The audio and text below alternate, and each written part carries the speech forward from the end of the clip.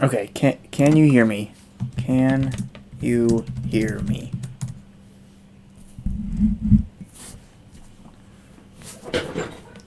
Can you hear me?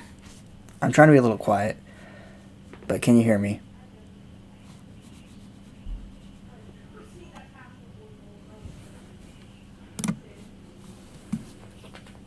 I just want to make sure.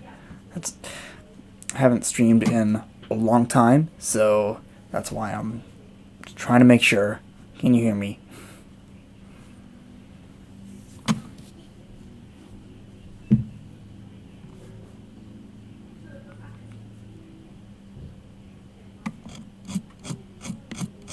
Is this going? I don't see anything. Can you hear me?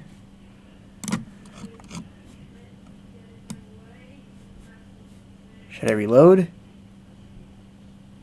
Hello?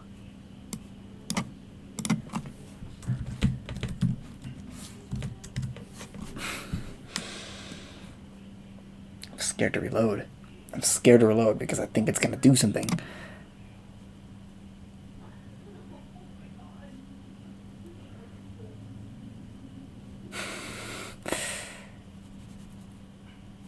Hello? I hope it's going. I think it's going, right?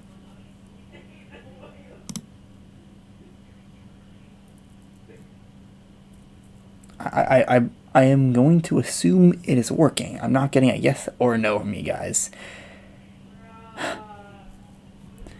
But it says live. It says live. Everything is pointing to yes. Apparently, I have 5 concurrent views. Okay, anyway, let's. Okay, well, yeah, we can hear you. Okay, good. Hi, SuperSpruce here, back with. Well, I haven't been back for a long time, and this is because I've been incredibly busy. I keep saying this, but actually, yeah, I've been so busy this last year with university classes because not only is this live stream going to be about my new game, it's also going to be about how my life has been in the last couple of years, because it's changed a lot. Because previously, when I was really making lots and lots of videos, I was in high school, and I had a lot of time on my hands. Now I'm in university, and this means I have a lot less time, especially with my major, which is computer engineering. So, and the thing is that when I do have free time, there's been other things on my mind, like me hanging out with friends, or if you've seen my last community post, I bought myself a motorcycle because I really wanted to do something like that for a long time, and I finally had the money and the independence to buy one. And the other thing I've been spending a lot of time on is this game, which is an idea I've had for about 6 years. So let's just start playing it. So this is basically a deck building game that will be, let's see, are you okay with the text being this small? Let's go to 100%. I hate that I can't get rid of this toolbar, but whatever. This game is a personal project. I've been working on it for 2 months. It's poured a lot of hours into this. And yeah, so basically it's not a pure incremental game. I know this might upset a lot of you, but this is a deck building game with strong meta progression. So what does this mean? So this is my first turn, even though it says turn 2. I think I need to fix this bug. There's a lot of bugs here. I am not dead. Don't worry. I'm doing alive and well.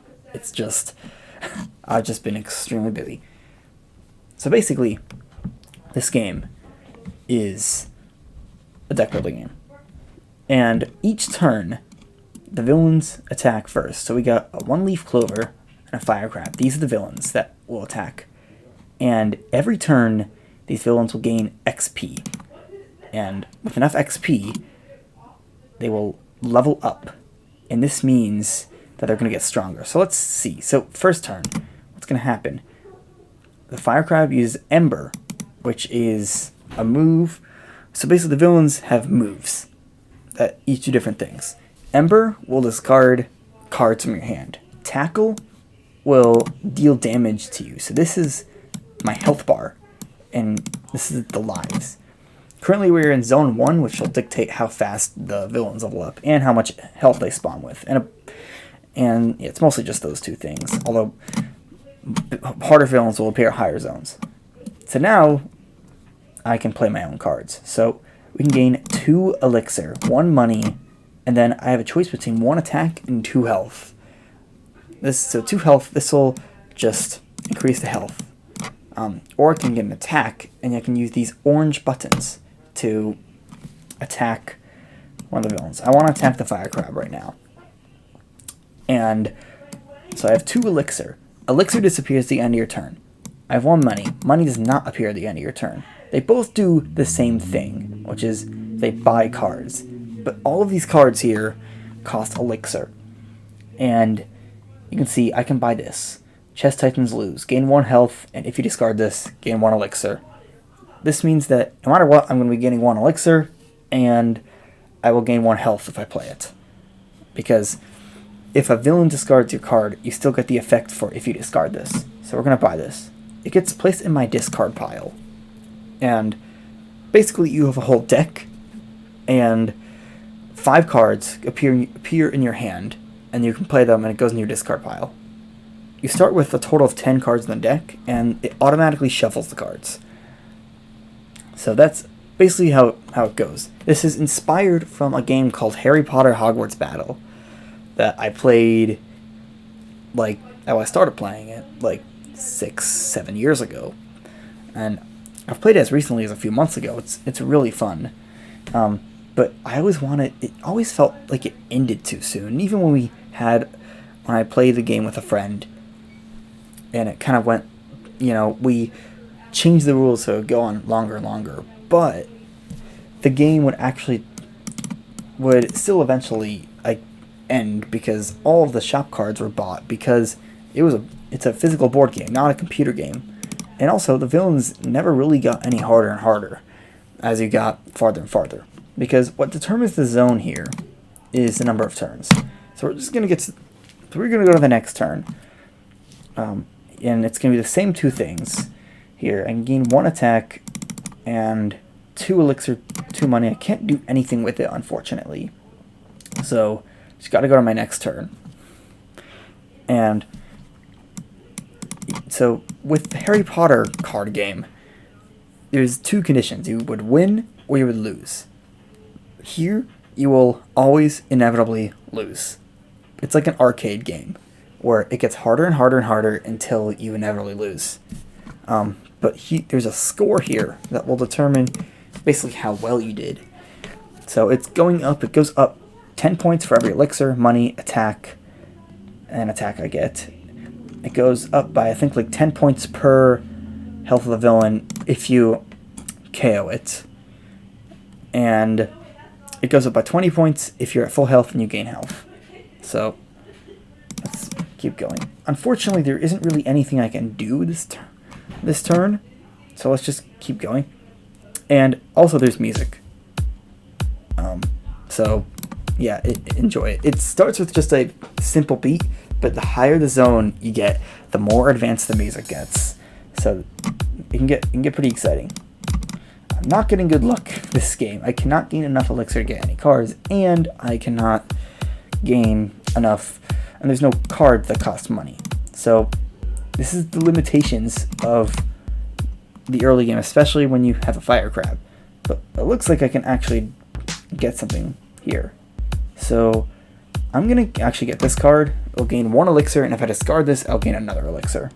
I can also kill the fire crab. I get a reward, which is 1 card, which is just that. So basically when you KO a villain, another appears in its place, just like the Harry Potter card game. But here, they spawn in at lower levels. So I do it again, and now you'll notice I'm in zone 2. which means that it's going to be a little bit harder. And I'm going to gain 2 health just to demonstrate here. It's going to be harder or it's going to be harder because the villains will level up quicker. And this means that they're going to be more powerful. The higher level they are, the more powerful they're going to be. And you probably don't notice this yet, but yeah, this says -1 health. It's actually a range for it to be 2 health. I think at level 1 it's like 8% to be -2 instead of -1, but now it's level 3, and it's probably something like 50% chance to be 2 instead of 1. So I can gain 4 elixir, which is really good. I probably want to get something like this. Gain 1 attack and 1 health. This will make it so I can start attacking the villains much better, because you're noticing the villains are leveling up much quicker. And this is why I got the clan war theme. Now I have I can get 3 elixir a lot more reliably. And I'm just going to keep getting this. There's no cards that cost money, which is pretty unlucky to see that. And I'm just going to keep attacking the fire crab for now. So now I can gain... I'm at 10 money, which is useless this game. It's really dumb. 1 attack. I'm just going to keep going here. And you can see they both now dealt 2 at the same time. They're independent from each other. It's not like if you do 2, it'll be always 2. See, yeah, here, it's 1 and 2. But now we're a bit more powerful. We have 2 attack, 2 elixir. I'm just going to keep getting this. Keep hoping for better stuff to happen. And we're actually going to attack the 1-leaf clover. By the way, you introduced me to incremental games and not what exists in them. This is live. This is not pre-recorded. I'm trying to just like walk through the game at this point. So when I get, because it's going to be a very long stream, I'm planning for it to be like well over an hour.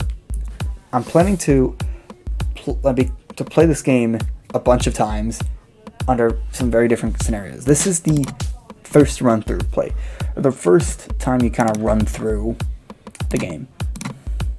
So yeah, you'll notice that villains can learn moves, and at level 5 the 1-leaf clover learns Ember, and this is bad when you have 2 Ember users that are discarding the majority of your cards. You can't really do anything with it. And now I just got KO'd.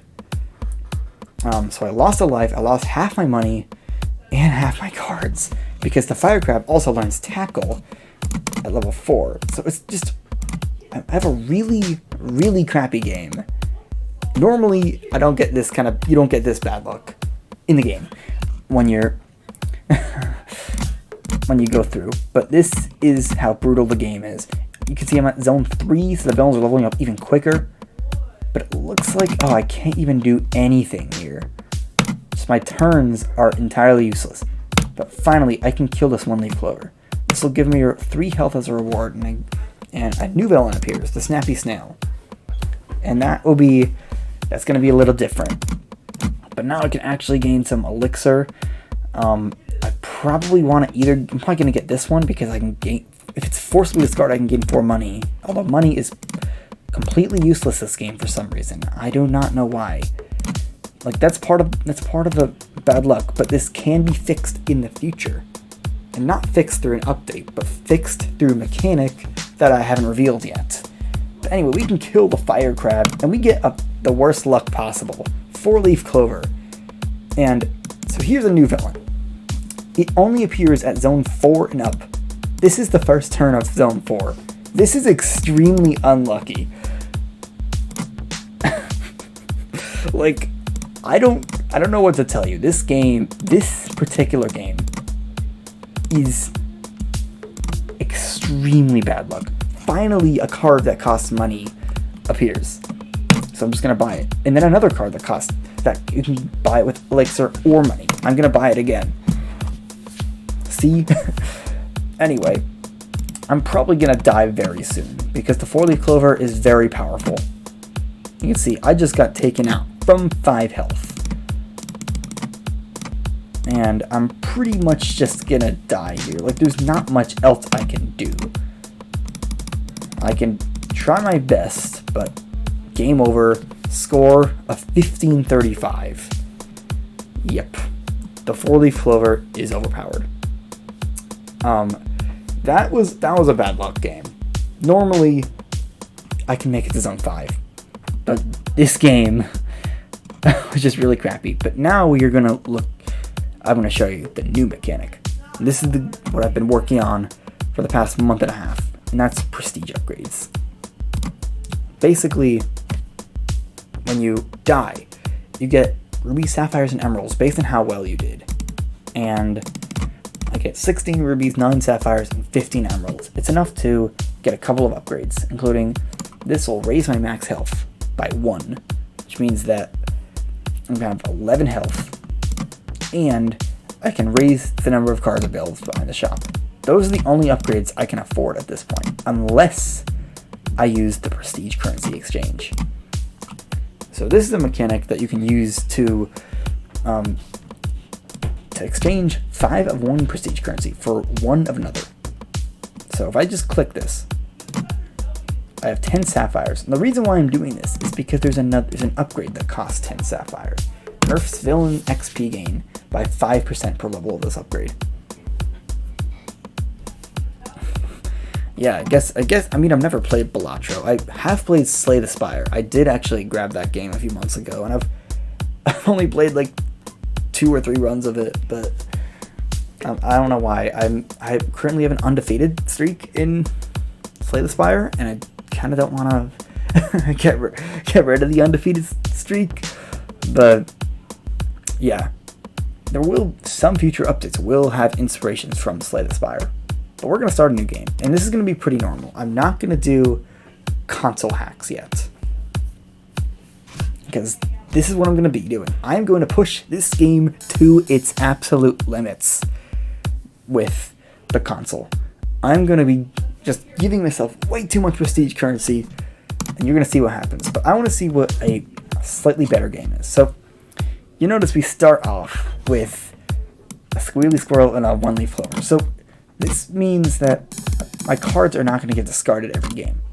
And this is going to change how it works a lot. And if you want to play this game, it's just go to SuperSpruce.org. It's that easy. So now what we probably want to do, at level 1, both of these villains just know tackle, which damages you. This probably means I want to go for something like gain health, because I'm going to be losing a lot of health. But this card is another really good one early on, King Taco. It's gain 1 attack or 2 elixir. And here I can choose whether I buy with elixir or money. And most of the time, at least I choose to buy with elixir, because money you can kind of save up, and you didn't see in the last game, but there will be expensive cards with money. I will buy Polargeist though. And that's another thing. All of these cards are actually named after, or not really named after, but does it work on phone browser? Yes, it does. It's not going to be, as easy to play. It's going to involve a bunch of scrolling, but it is definitely playable. I've done a number of runs on my phone, including actually the best run without any prestige upgrades. I got a score of 3850. Let's see if you could beat that. But anyway, these cards are actually named after songs on my playlist, because yeah, this is kind of a game I'm making for myself. I never really, of course everyone else can play it, but it's a personal project. Like, that's what I've kind of called it. It doesn't really even have an official name. It's just called SuperSpruce Card Game right now.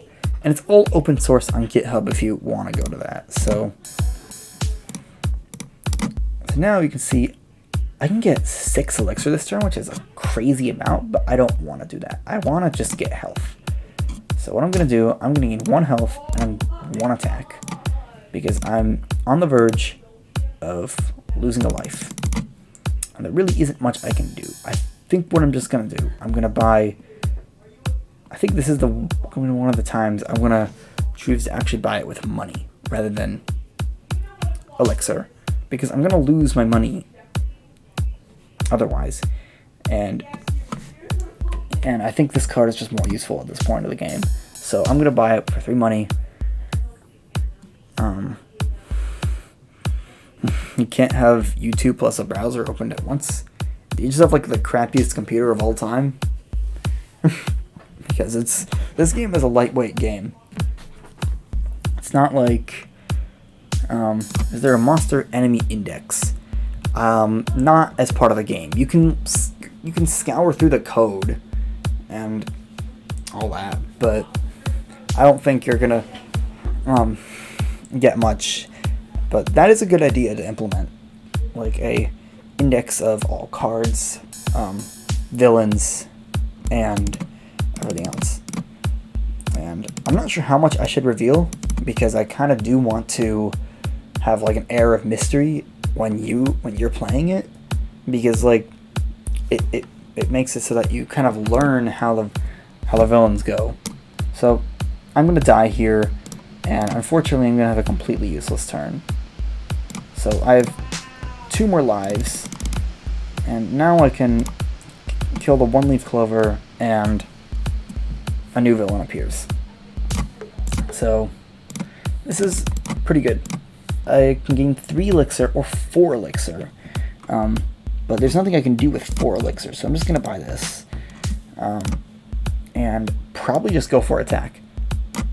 And I'm going to go for this. It's a higher level at this point.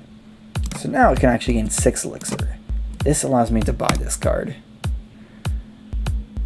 Oh, on phone. That's crap. I don't have YouTube Premium, but like I do have, for whatever reason, it does kind of play in the background. I mean, not the audio, but the video plays in the background. I'm not really sure why or how that works. It's not like I have a Pixel or anything. I just have a random Motorola phone, and and I do not have YouTube Premium because of the dislike button. If you see here, on every single browser I have this extension installed. Return YouTube dislike, because YouTube deserves it. I am... like, that's the problem. That's part of the reason why I don't even want to do YouTube anymore, because I don't want to support a platform that doesn't respect me. Or doesn't respect not just me, but its users. So I'm actually going to switch something here. I'm going to actually start attacking the snappy snail. And I'm going to buy this. And this will make it so I can gain more elixir and more health. And you can notice that this is 10 money. So you can see there are more expensive cards, but that isn't even that expensive in the grand scheme of things. You're going to see what's going to happen. But anyway, we can probably just gain 2 attack here. And okay, so what it did, the reason why it only went down 1 when I had 2 attack is because the squealy squirrel used growl. I kind of missed that when I was looking at the villain attacks, but what growl does, it lowers your attack for the turn, which means you'll be dealing less damage. It can be really, really, really annoying to deal with at higher zones. At this zone, it's just barely anything, but you'll see. So use growl again, so you can kind of like plan your turns out this way. I'm just gonna keep buying stuff, and I'm probably just gonna I'm still gonna go for attack despite this, because I don't want the villains to get too bad. So I don't even know what I did here, but okay. So tackle and tail whip. So tail whip's another move that kind of does this. If a villain attacks after tail whip, which this did not happen here, it'll hit harder. So that's how it goes. I have 3 elixir, 4 money. I'm just gonna get this. Can't really do anything. I'm just gonna keep going. And mean look. So this move, okay, you'll see. So what I'm gonna do is I'm gonna gain 1 attack. I'm gonna try to kill the snappy snail, but what's gonna happen is it's gonna damage the squirrely squirrel instead. This is how mean look works. How does this card game work? So I've basically demonstrated Oh yeah, I've noticed Reality Update has been immobile for a bit. But anyway, what's going on here is that it's defined with turns. First, the villains attack. They'll use their moves. So, Mean Look and Tail Whip. This means all attack will be directed to the Squealy Squirrel. Also, what game are you playing? It's my own game. I've developed this. This is why I know so much about it. It's tentatively called the SuperSpruce card game. You can just access it at superspruce.org. And yeah, we're just gonna keep going here. I can't really do much with either elixir or health. You can notice if I do health, my score will go up by 40 points. And I will try to attack this, but it'll actually go to the Squealy Squirrel. And a new one at lower level will spawn in its place. So this is a much luckier game. So I'm not even sure if I want this. This is kind of a weak card, and I don't really want to buy weak cards. And that's going to be part of the strategy at this point. So now I want to kill the Snappy Snail. And, oh yeah, I had 2 cards that said, if you defeat a villain this turn, you gain 2 money. And I had 2 of those cards, plus the villain gives a reward of 2 money. This means I have 12 money. So I can do it on several things. I was originally planning just to go for Jumper to try to get more money, but I'm realizing Cycles is actually a better choice here. And I can buy Back and Track. And yes, these are the Geometry Dash levels. That is completely intentional. So now a Spruce Needle appears. And this one is pretty dangerous. Which is the largest number of enemies that spawn so far. I mean, right now it's only 2 at a time, but that will change. And there's also a stat when you game over, you'll see how many villains you've KO'd. So you've noticed, these villains are level 2. Squealy Squirrel uses Tackle, -1 health. Spruce Needle uses Tackle, -3 health. This is because the Spruce Needle has much higher attack stat than the Squealy Squirrel. And especially this part of the game, you basically just want to kill the Spruce Needle. Or at least that's what I do. I try to kill the Spruce Needle as much as possible, or as quickly as possible, because it is extremely dangerous, because it's like dealing 3 to 4 damage every turn.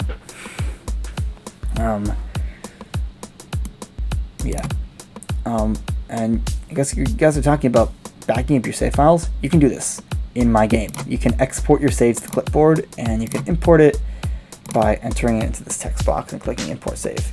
And there's a failsafe for if you accidentally click it like that.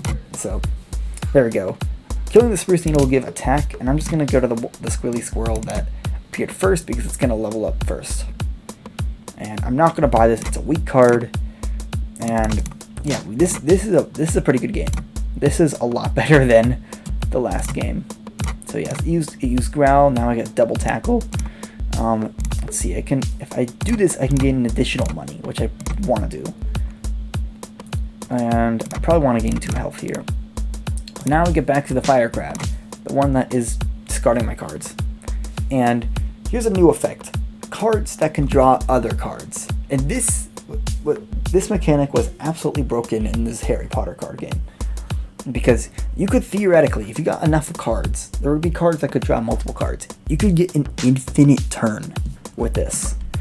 But there is a soft cap in this game, and I will be running up against it a lot when I start hacking in greater values. So at this point I'm going to start playing a little bit faster, because I don't want to just go on and on and on about this game. So yeah, let's go.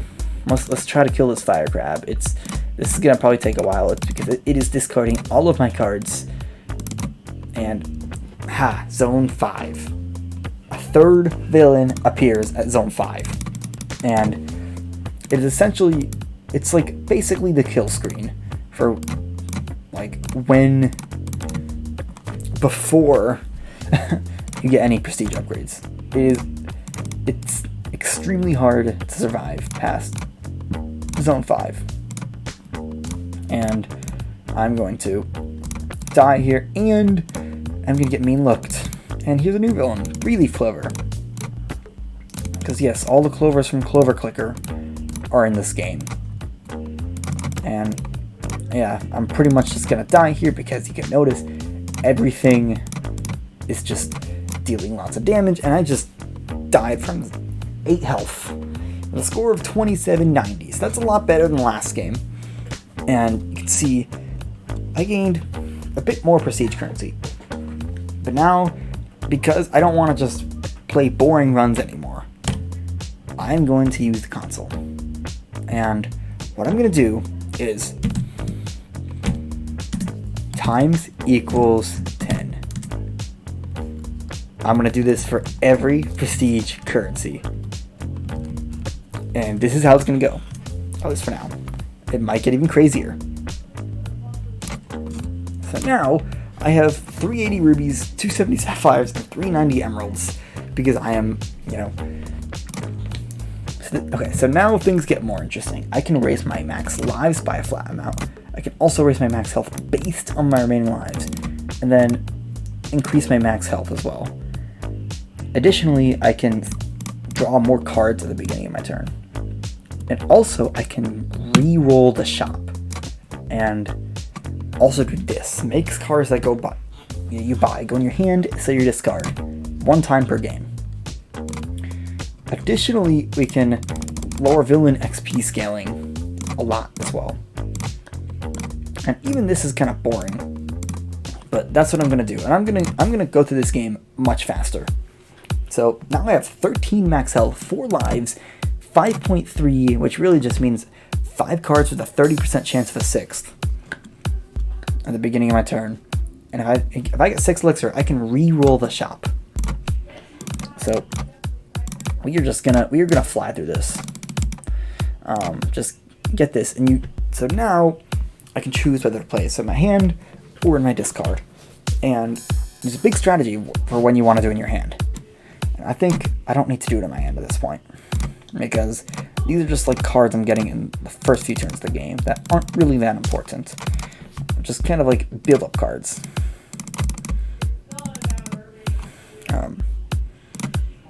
So now 6 cards, because 30% chance of 6th. Although it is getting discarded from me, so it doesn't really feel like a 6th, and that's why I'm trying to do as much as I can. And I'm gonna start trying to get more money. And this is not going very well. All my attack cards are being discarded. Well, at least I can get this. And this would be a contender for placing my hand up. Maybe even should have gone for this. Also, this card, which is a really good card. I'm actually going to do it here, because the thing is, if I defeat a villain this turn, I can gain another attack. So we're doing that. I also gain 2 cards this way, which doesn't really do much. But now I have more money. I can get this and this. And yeah, now we're going. We're cooking. We can kill another fire crab and gain some health along the way.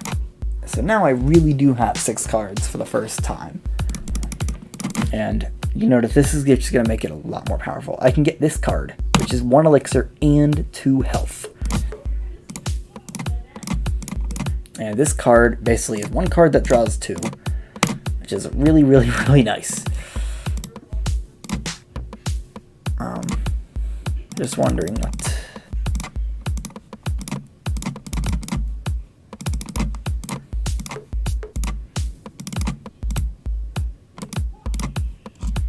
And I have enough elixir. What's endgame? I don't know what endgame is.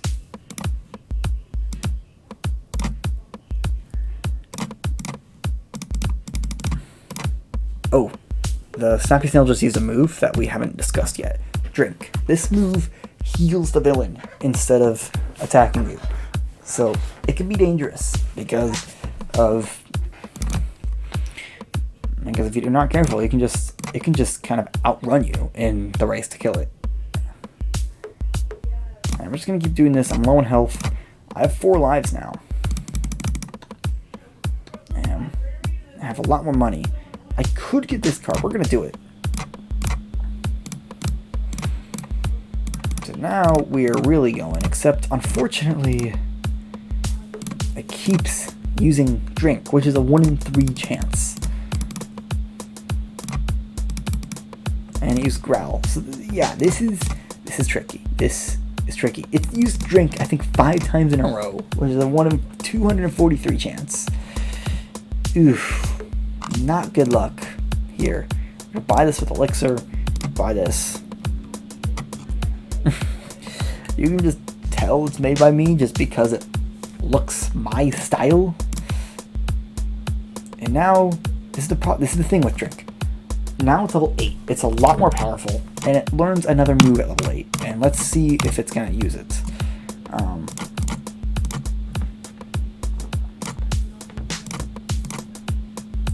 It's not using it yet. It's using drink again, and attack is forced onto the squirrely squirrel, and it just used tackle again.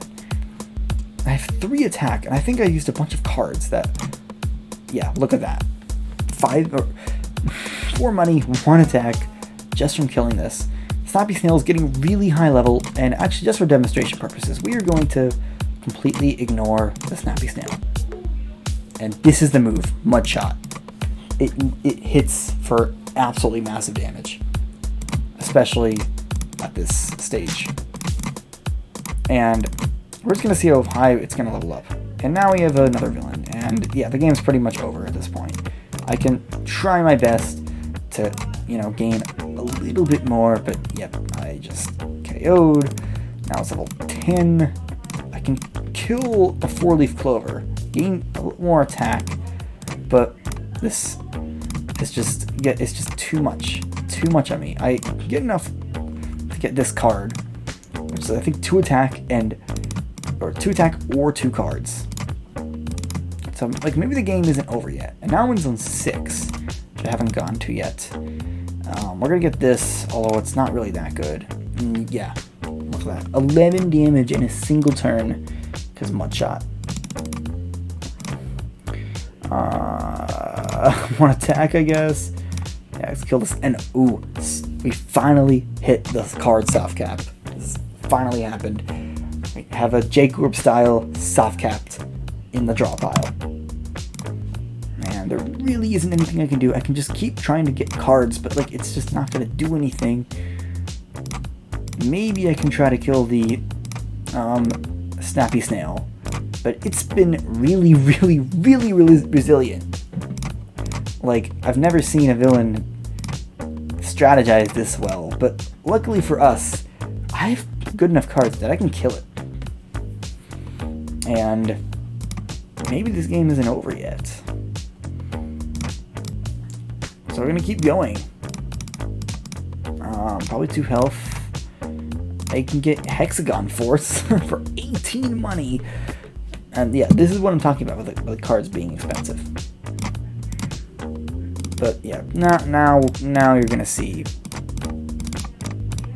There's not really much I can do at this point. I can keep trying to get attack and cards. I can whittle down this 3-leaf clover, but it's just not gonna be enough. Because that's kind of how the game goes. It's an arcade style game. That's kind of how it goes. It just gets too hard after a while. Yeah, now I'm at zone 8, which is pretty good, but I can even do this to gain 3 money. But it's just, villains are leveling up way too fast. Yes, I'm doing decent. I can get 7 elixir, which means I can re-roll the shop and get this, but I'm gonna die next turn. Or not. And all my cards are discarded. Lovely. Let's see, it can't do it. It can't deal any damage. Oh, we can this turn. And I can gain 4 health, 2 attack, and 1 money. Oh no, 5-leaf clover. This villain only appears, I think, zone 8 and above, and it is especially powerful. It is going to just whoop me. Let's just see how much damage it's gonna deal. Oh, I'm surprised only 3.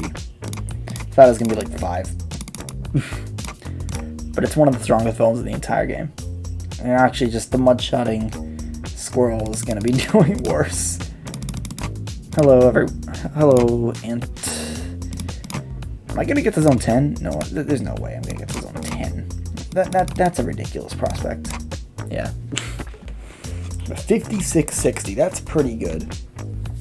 And now we're gonna do something a bit more. So you can see I gained 220 rubies, 94 sapphires, and 149 emeralds. This is getting a little boring, just doing it like this. We are going to drastically change things. What you're gonna do equals PR to R times PR to R. We are squaring it. We are squaring our prestige currencies because this is getting boring.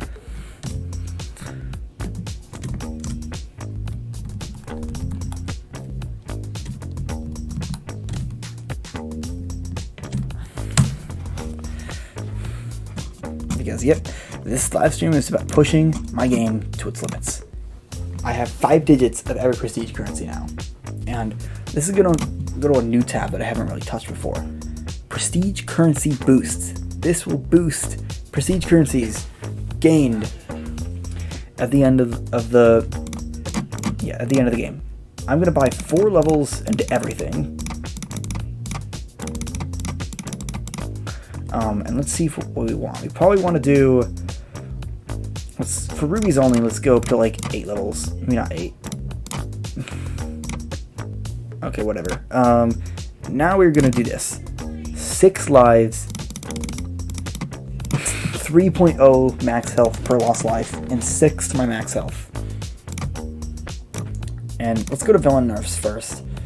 We're going to nerf the KO penalty by making me lost money and cards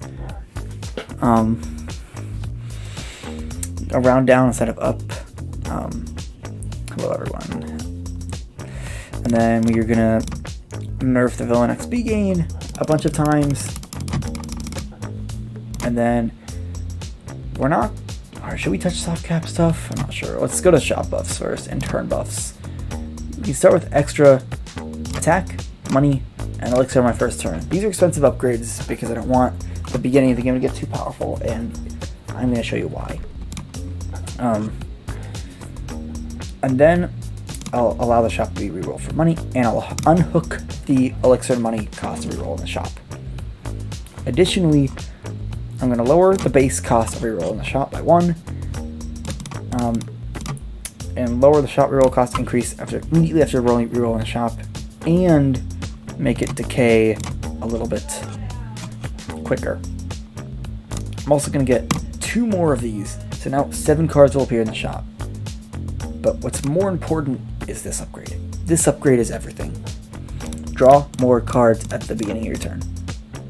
I'm going to buy as much as I can. And then I'm going to buy as much as I can for this, because these upgrades are extremely powerful. And last but not least, we're going to buy this upgrade, which is an optional upgrade. Zone progression per turn is reduced, but you start at a higher zone.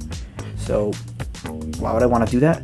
Well, think about it. If I start at zone 3 with 7.75 turns per zone instead of 6 turns per zone, somewhere around like zone 11-ish, the zones will be progressing slower.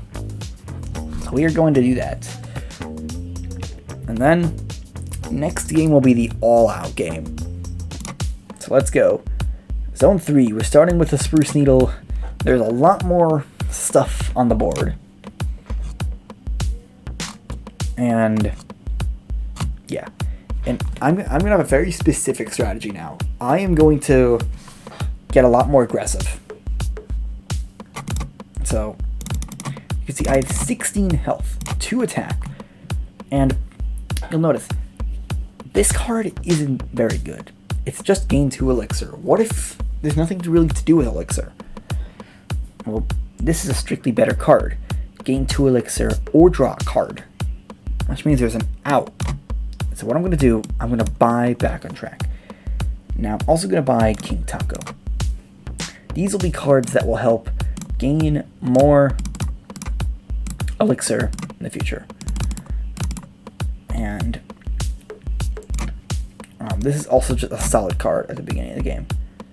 And X-Step is really, really good. I am going to be going for X-Step. I'm going to be pushing for this card quite hard.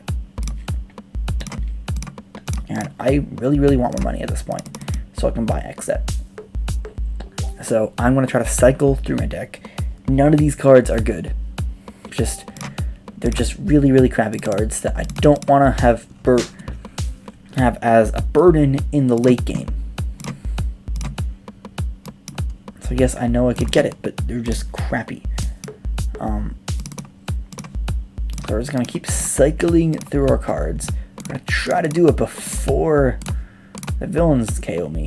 And we can just do it like this. We can gain money this way. Now we can get this.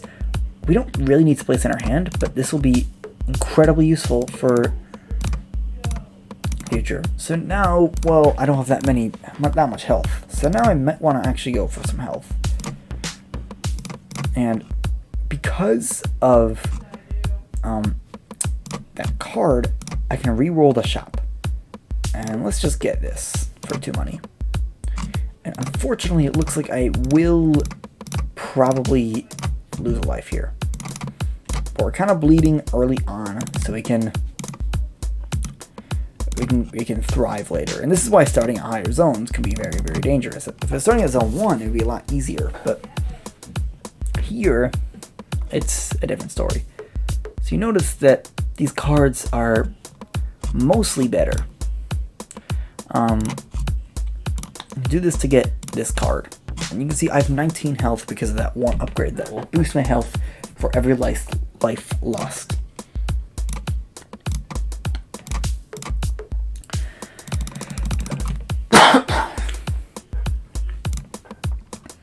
So I'm just being a lot more aggressive. I'm going to get 2 elixir to buy this card, which I can use to get attack and elixir or money.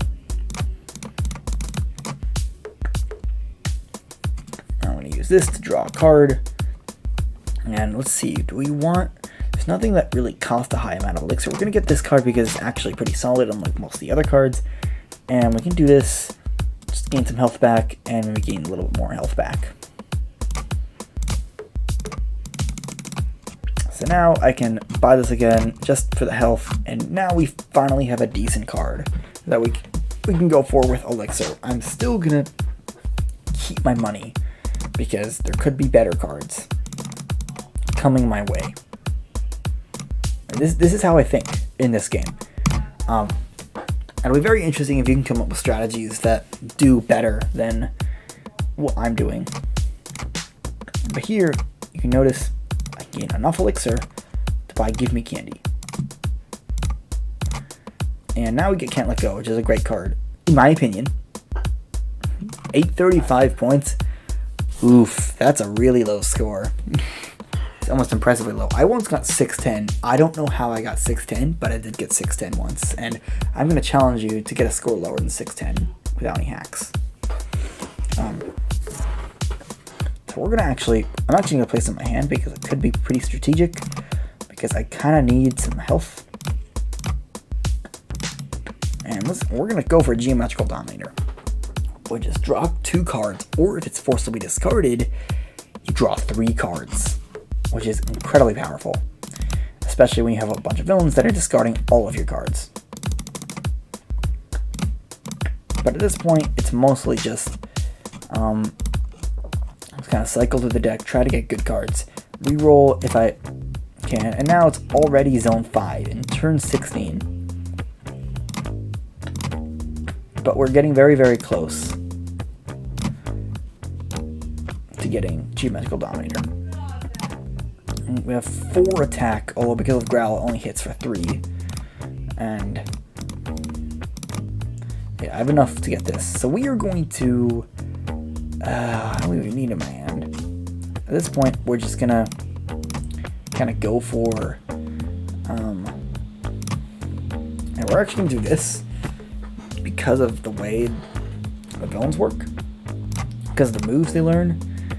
I'm kind of just going for whatever is yeah, there's a strategy. So we're gonna reroll the shot because there isn't anything really that good other than Theory of Everything. At least no good elixir cards. And now there's some better elixir cards, but it's a reach. The card is Hellcat, which is the second most expensive elixir card in the game, where you can gain 4 attack but lose 1 health, or just gain 2 attack. So obviously that's very, very powerful. But there's not really much else I could do with that. It's actually not a great roster of cards. We're just gonna gain some health, gain some elixir to buy this. And here's a good card: 2 elixir and 2 health. So that'll be really good. I'm just getting better stuff. Okay, at this, and not much I can do. At this point, I'm getting really close to getting KO'd, and you can see I can gain 7. I have 1 elixir. It's not going to be enough. It's not going to be enough elixir to get Hellcat. It will be enough elixir to get this card, though. And oh, this is a great card. 8 elixir, Gen 1 champion. That's what it stands for. And 2 attack, 2 health, and draw a card. 8 elixir. I just need to get health. I'm probably gonna kill this for health. And then just money, because I can't really do anything with elixir. So 3 tackles. And I can't really do anything with elixir, so we are just going to attack 3-leaf clover. If we can get a good elixir turn, that'll be amazing. But that's not... Wait. Oh, wait. Oh, crap. I need 1 attack. But this is where the magic of cards going into your hand when you buy them. Watch this. I'm gonna buy this with money. King Taco, which is it's at this point it's kind of a mediocre card. But we're gonna buy it with money. Why are we doing this? And we're gonna place it in your hand. Why are we doing this? Because we can get 1 attack. And we're gonna spend it on a Squealy Squirrel, which will give me elixir as a reward. Now I can get elixir with this card. And then buy this card. Boom. I could have bought this, but I think we can go for Hellcat instead. We're also probably going to buy Time. Well, actually, we should have just bought Time Machine. Oh, crap. That was a really bad move. Whatever.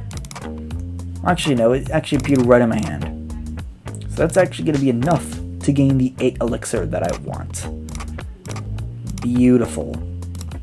We're going to place it in our hand just because it's a really, really good card.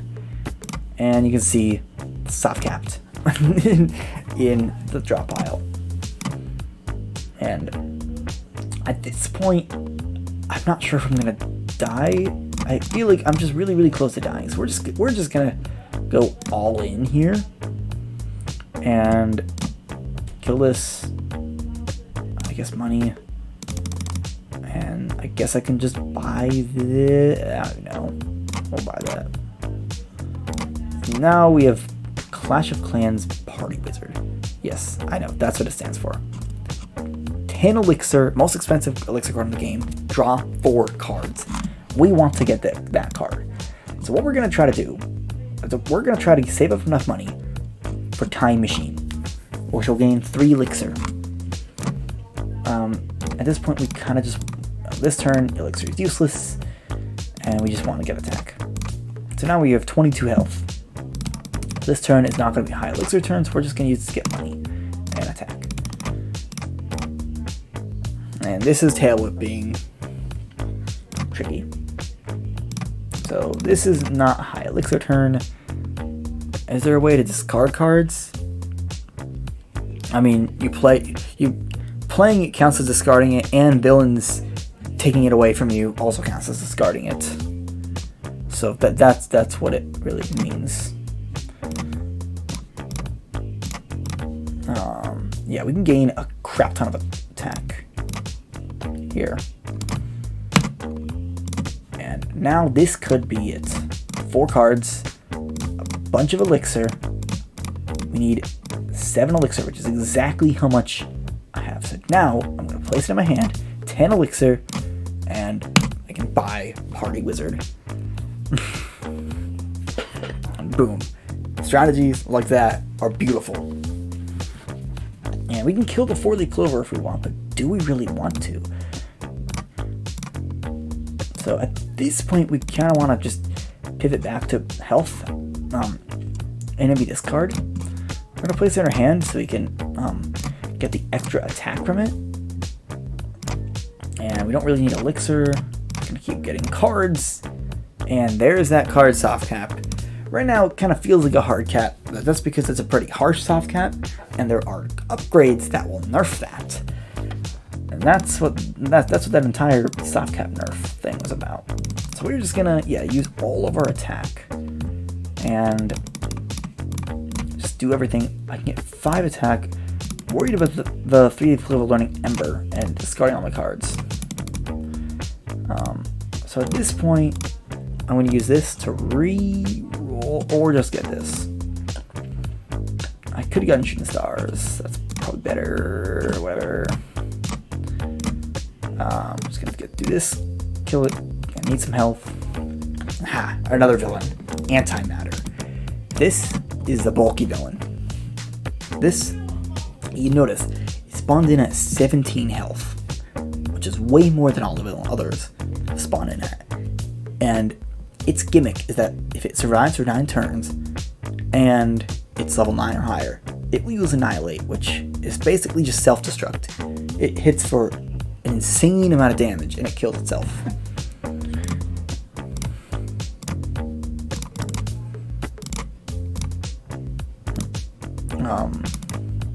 So yeah, you can see I would have drawn 2 cards, but I only draw 1. I have 8 elixir, which is insane. And it can actually get as much as 14 elixir. 14 elixir. And there isn't really much I can do. I could just get Shooting Stars. And I guess I can go for Goblin Attack.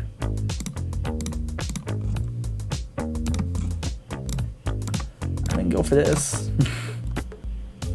Got no attack that turn, and I actually, but we can, we probably want to kill this Snappy Snail. It's level 7, it's right before it learns Mudshot. And we're going for the crazy attack. We're also going to go for this, so we can reroll. This is great. We get to draw 4 cards in the shop again. So we're going to kill this. Then we're going to use the rest on that. Yeah, you can see I can get 8 elixir, which is enough. Wait, unless, oh my gosh, I can just do it straight up get this card. And we're going to be trying to get dash, 3 attack, and gain 1 health, or draw a card. I'm going to go for the Squirrely Squirrel because it can be really, really, really annoying. Wait, no, maybe I should go for the Antimatter. It'll get to level 9 soon enough.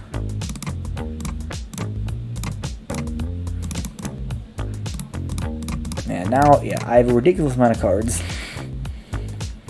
I can gain a ridiculous amount of elixir. We can probably use it to buy multi-gravity, which will be really good at getting money later on. Probably want to get more health cards, though. That's probably, there isn't any really good health cards at this point. Whatever, it doesn't matter. Just means it didn't get as many points. Level 5. You probably want to kill it. We can kill it now, and we can attack better. So let's do this, and we can get dash. Let's go.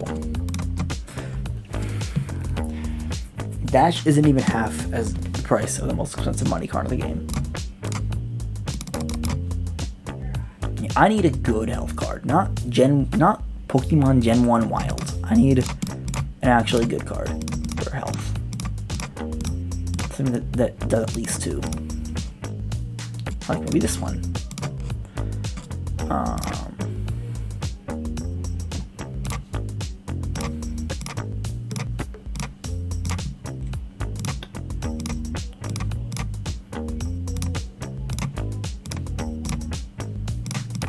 But yeah, now I have a ton of draw card cards this game. And I guess while I'm playing through this, I will, I guess, talk about a little more about my real life. So I am currently about halfway through university, and it's just, the game probably needs more ways to manipulate the deck, remove cards from your deck, remove banned cards from the shop, reroll the shop. So rerolling the shop is already a thing, and there are many upgrades that are used to reroll it. Additionally, the cards actually have a hidden attribute called rank, and essentially, the higher the rank of a card, or there's only 3 ranks, but it's why you only see like cheap, crappier cards appear in the shop right at the beginning. But once you buy enough cards, better cards start appearing in the shop. And so I can probably do something like eliminate rank 1 cards. I probably wouldn't want just rank 3 cards, because there is only one, actually all of these are rank 1 except this one, which is rank 3. Electrodynamics, draw a card. If you discard this card, draw 2 cards and gain 1 attack. It's, yeah, another incredibly powerful card.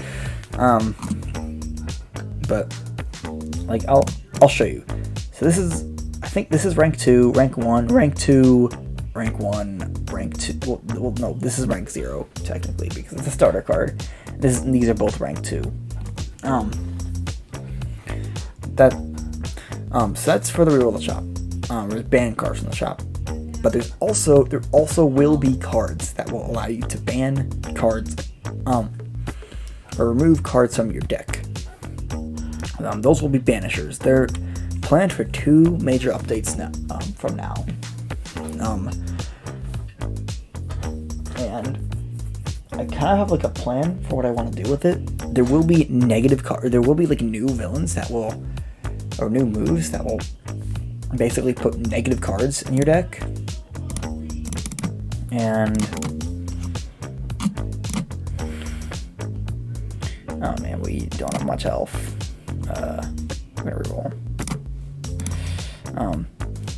Yeah, so yeah, there'll be cards that will banish cards from your deck, and they're gonna be expensive though, because you're noticing the games are lasting longer and longer. I'm on turn 42, and especially with just how it can go with if you have a card, if you buy it from the shop, the card is unable to be purchased. If you have a card, if you buy from the shop, another card is unable to be purchased or doesn't appear in the shop anymore. What do you mean by that? Yep, mean look. I'm not exactly sure what you mean by that, but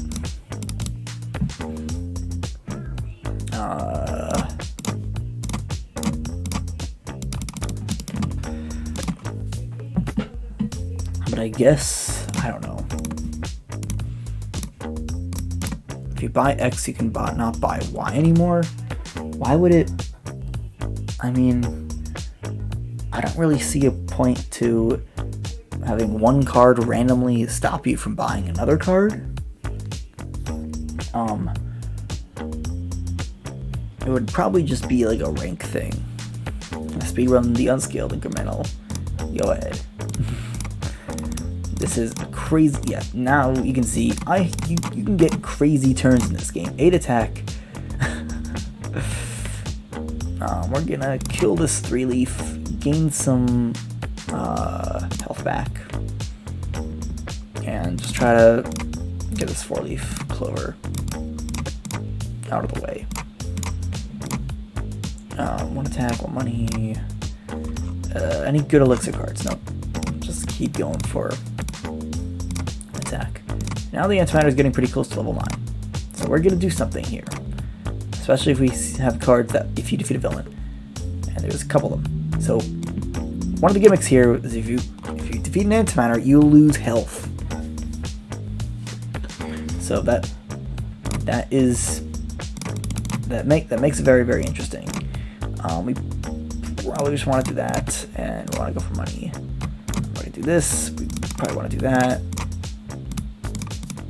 We're gonna do that to just gain as much possible attack as we can, and we're gonna do this because I'm scared of an even worse felon appearing.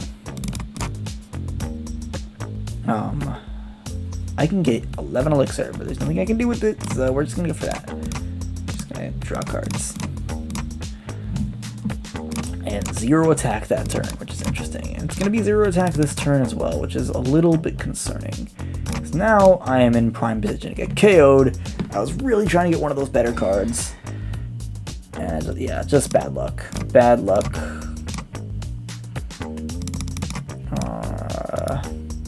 And I only have 1 life left. So, yep, this is just how it goes. My strategy is to go super aggressive on attack in the late game. Okay, now we have a crazy turn. See, 31 total health. Yeah, there we go. It's all 5. It can use Ember, but it didn't use it this turn, which is good. Just get attack. And we're very close to one of the really good cards. I could either go for Electrodynamics or Club Step. Which is just a straight gain 5 attack. Yep, these literally are the Geometry Dash levels. But this is an open source game. It's not...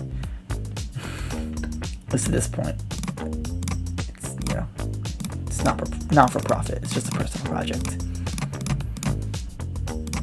Oh my gosh. And here it is, Zone 10. A 4th villain appears, and the music gets funkier.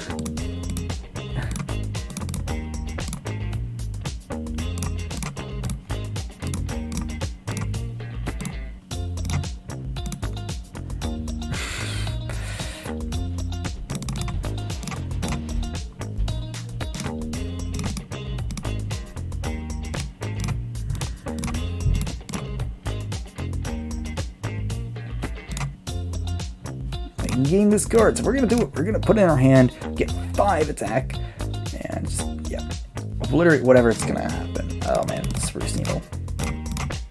10 attack in 1 turn. But all's not lost. We can kill this, we can get another Spruce Needle, but we can kill it again and get another Spruce Needle! Oof. Oof. Oof on that one. And it's game over with a score of 10,350. So what I'm going to do, the live stream's not over yet, I have plans for 2 more games. And it's going to get a lot spicier from here on out. Because now, first of all, look how much prestige currency I get. I'm going to square it again. But first, I just need a bit of a water break.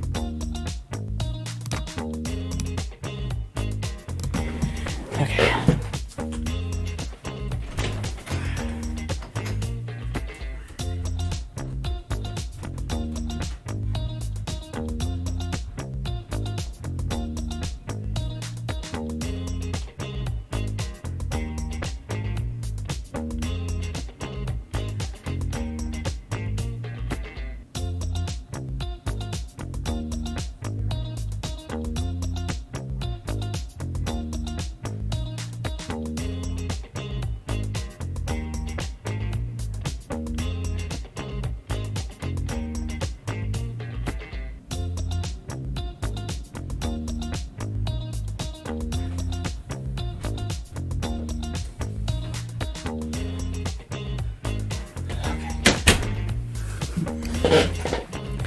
Okay, is the Is he over at this point? Okay. I don't want it to, I've never tried to do that before. And I don't want YouTube to try to do it for me because that's ridiculous. I should be in control at all times. Anyway, let's do this. We are gonna square all our prestige currency. Actually, we can just do this.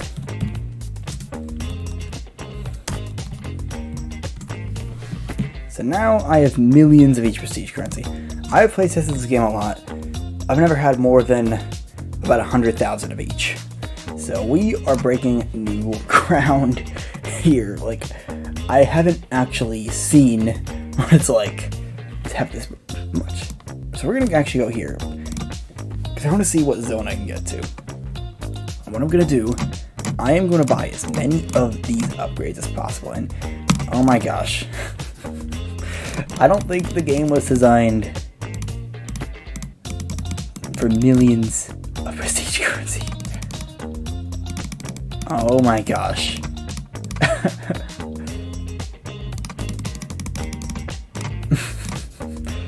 26 to my max health, 12 per lost life, and 10 to my max lives. Oh my gosh. Let's go to villain nerfs. There really isn't that much I can do here. This has a factorial scaling. And this upgrade's actually gonna get more expensive because, well, I think it's a little OP that I can do this. I shouldn't be able to do that, but I can.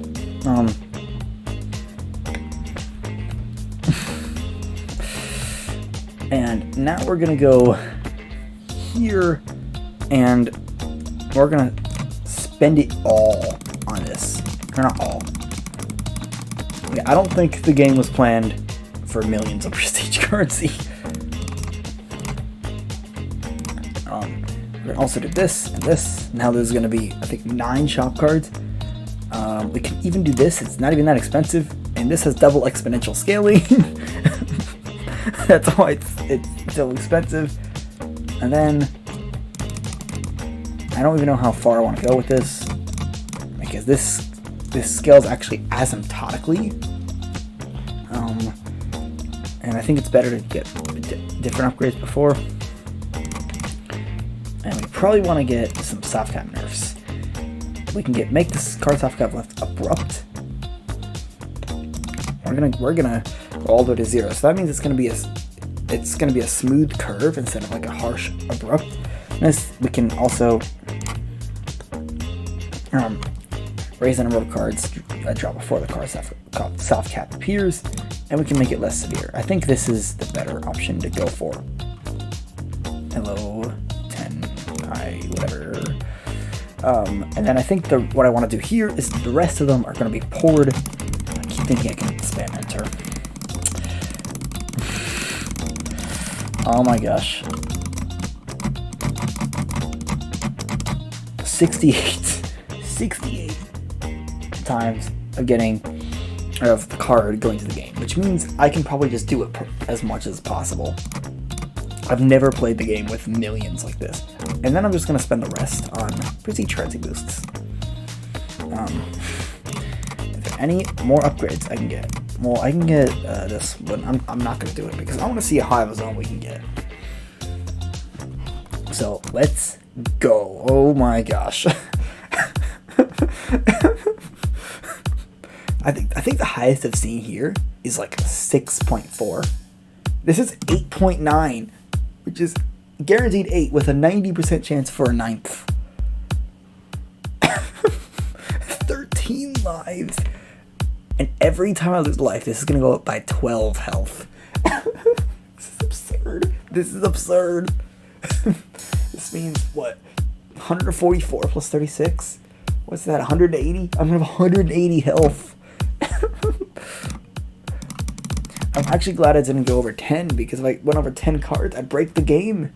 Because I'd be drawing cards that don't even exist. So yeah. The goal here, I guess, is only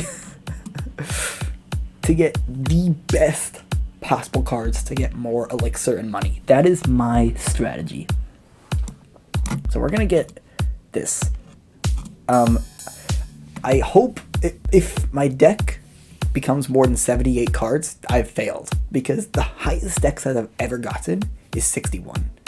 And you don't want to bloat your deck size with crappy cards.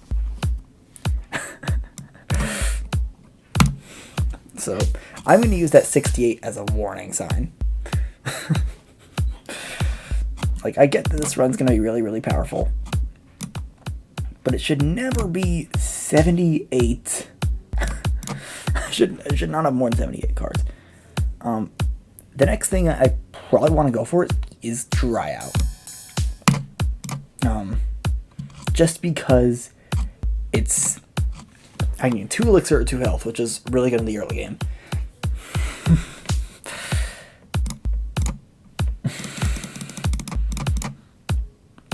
Four elixir, 6 money, 1 attack.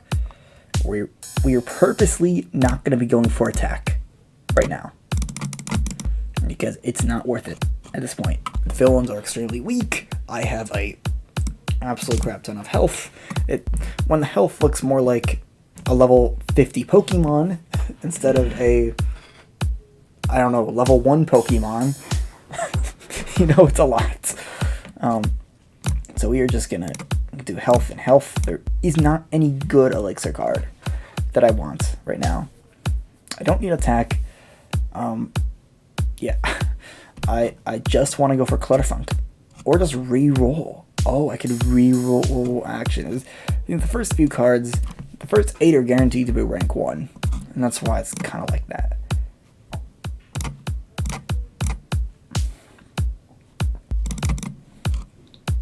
So now we are going to buy Clutterfunk.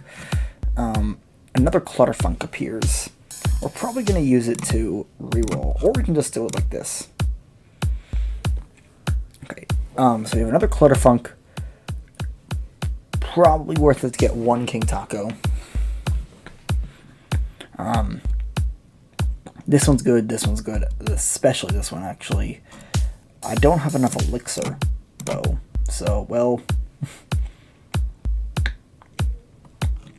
that's too bad, but, well, that's okay, because I can still get this card, which is good. And we want to get to gain money.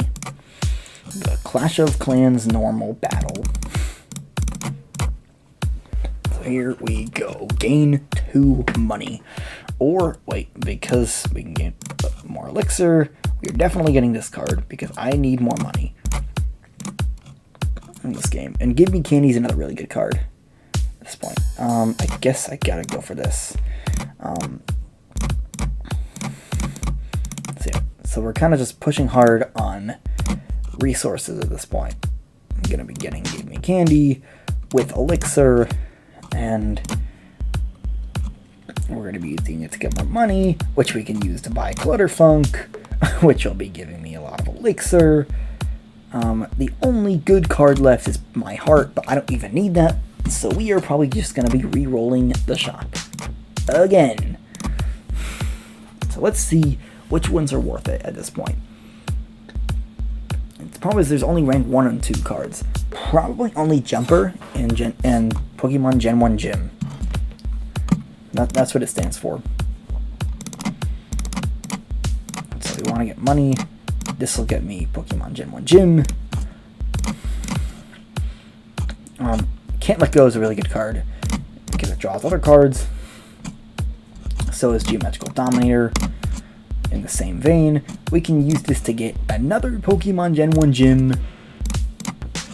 Although I probably don't want to do that again, because I don't want to get too many. It's not that good of a card. It's really good early on, but I need money getters. And that's why I kind of want to get Jumper.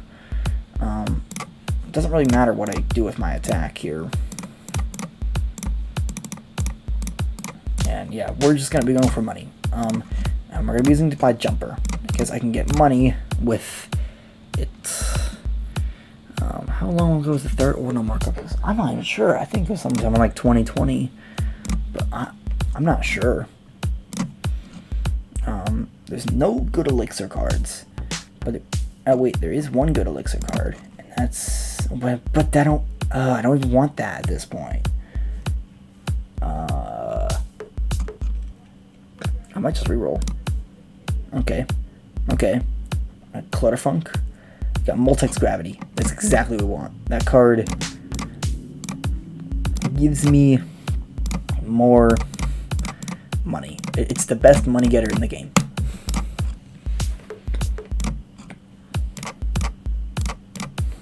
So now I'm going to be getting cards a lot better, and we get the Gen 1 Champion, which we might want to wait because it's just an attack card at this point, but I don't know. We can already almost get it. We can get Holy Stone, which is another good attack card. Although at this point, because it's like Zone 2, I might just not care for that. So yeah, we're just gonna be going. We're gonna just keep going for cards that are like Clutterfunk. It's probably the last Clutterfunk I get. And here's a card to go for, although I'm probably just gonna re-roll. So now I am all set up to gain more getter cards. So Theory of Everything 2 is the second most expensive card in the game, and it is incredibly powerful. That's what I'm gonna be going for. In the meantime, there's also Hexagon Force and Frag Out, which isn't even that good of a card. I don't really need more elixir, I need more money, and that's kind of an issue. I don't know. Let's do that. But we don't want to bloat our hand. That's really what we want to avoid. We will get Gen 1 Champion, though. Because that is a genuinely good card. And it draws other cards. So, I guess we can kill this. And we don't want to see Fire Crab. That's where I'm going to actually go for attack instead of anything else, because it will be discarding my cards. And I don't want to see that happen. So there really isn't any good elixir cards left. Not even go for Frag Out or anything else. I'm just going to do this for lulz. 9 elixir and not even spending. That will increase my score, though. So just keep going for money getters. Hexagon Force I will probably try to go for eventually, but not at this point. Okay. So now we almost have enough money. Almost have enough money. This is insane. I can get 10 elixir just like... This is too easy. Oh, no, not Fire Crab.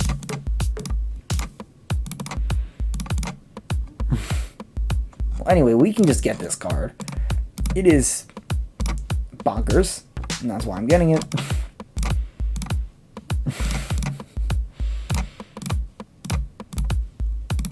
Cannot KO the Fire Crab this turn. So probably the next card we're going to go for is Hexagon Force, and then we're probably just going to be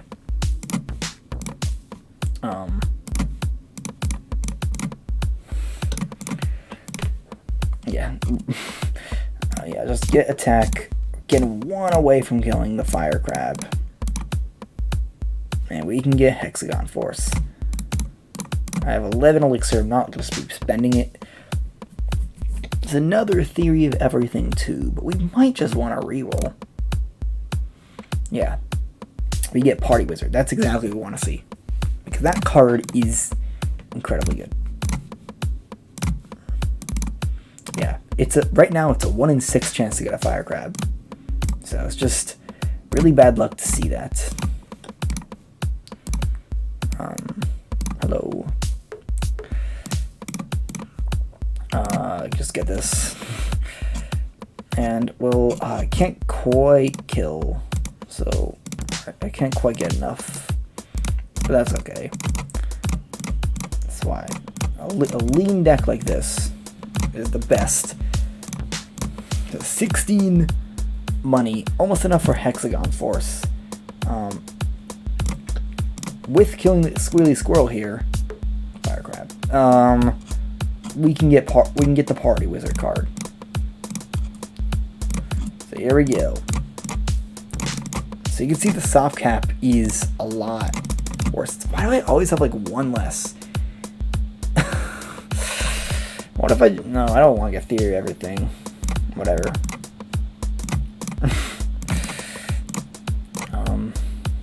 Okay, yeah. Thank you. Okay, 3-leaf Clover. Yeah, get that. Obviously, that's obviously the best card I can get at this point. I can get it, and then it drawed again, and yeah, this is how a well thought out run will go. Well, also when you have about 20 million total prestige currency, that's how it's gonna go. This is, I guess, the end game of this game. So the only card I probably want to be buying with money is Hellcat. Or not Hellcat, the Hexagon Force. Because Hellcat I can buy with Elixir. And now I have an absolutely absurd turn where I have, without even trying, 11 or 12 Elixir. Oh my gosh. Yeah, there needs to... Yeah, again, a couple updates out. That's when I'm going to introduce more powerful cards. There needs to be $100 20 Elixir cards. Oh my gosh. Well, at this point we're still just going. We're just farming money. We can gain even more Elixir, but we don't even need it. We can just buy this. Why am I even doing this? I could just get another Fire Crab. Okay, we're good. And now I probably want to reroll. I probably should have gotten Elixir. It's fine. We can just get like Hexagon Force and reroll. Although I didn't look at the last one. So the only card here worth it is Multiplex Gravity. Now you have another absurd turn where you just draw so many cards and gain enough Elixir to do like everything. We're gonna get Multiplex Gravity, and then probably just reroll because there's. I mean, I don't need another Hexagon Force. I already have enough Elixir. So here's a much better card. Electrodynamics. Let's go. Any good Elixir cards? There's Hellcat. And Gen 1 Champion. And what do you know? Oh. Or I can just do that. I was thinking, I can kill the Squealy Squirrel. And do it, but no, we're just gonna buy this. We could have gotten the other card. It doesn't matter. It doesn't even matter because we are just too overpowered.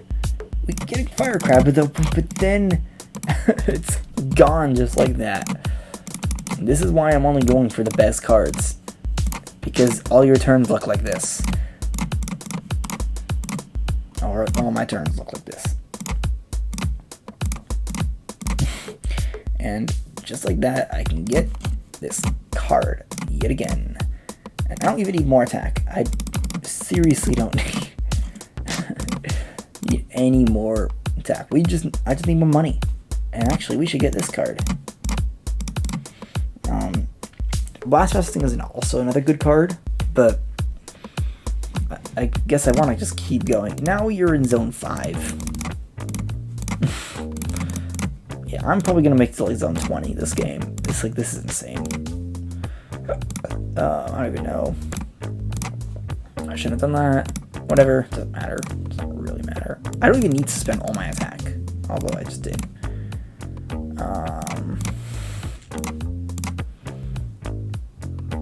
Anyway, 9 Elixir. I don't even want to buy any of these cards with Elixir. They're not even good.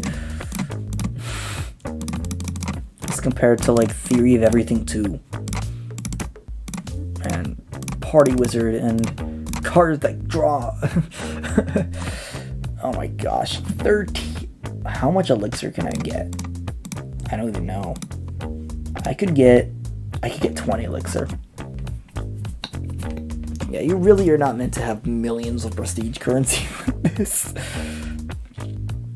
But we are going to buy electrodynamics, keep drawing cards, and keep getting money. And also buy this.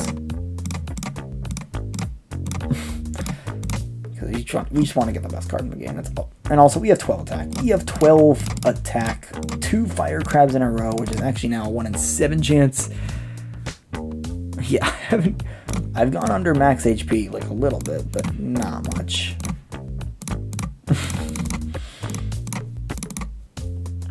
I'm actually realizing maybe I shouldn't make banishers this expensive. If without banishers you can get a deck like this.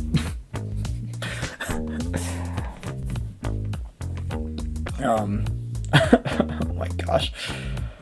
Yeah, the only card that's probably worth it here is Dash and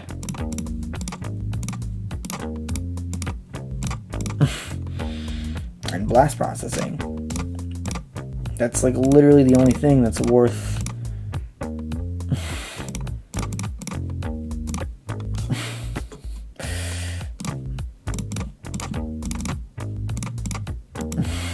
I don't even know what do I say? Maybe I'll just talk about my life. Oh yeah. So last August I got myself a Suzuki GZ250 motorcycle, which is I've always liked cars, and I always wanted to, you know, go fast, but I can't really afford a car, unfortunately.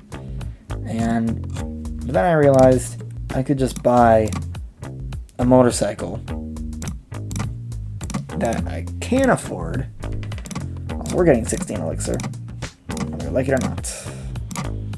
And we can use Blast City on its villains. Oh my god, I didn't realize I had that much attack left. I have 21 elixir. What is going on? What is going on? I can keep getting cards.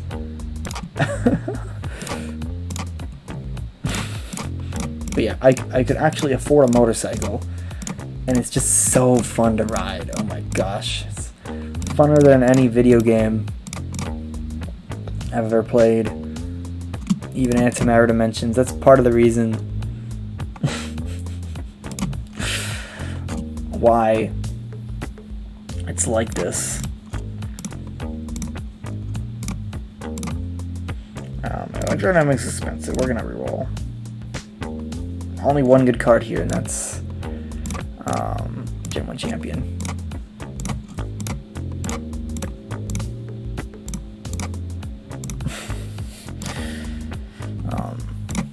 Yeah, I need to play this faster. This is gonna take an eternity if I don't finish this now.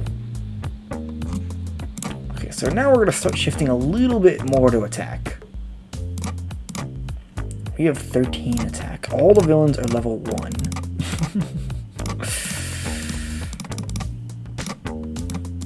Yeah.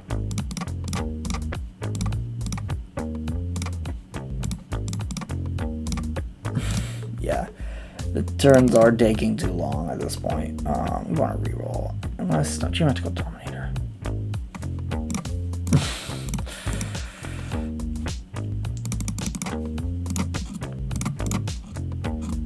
Now we're re-rolling. Wait. No, I don't want to report. Sorry, guys.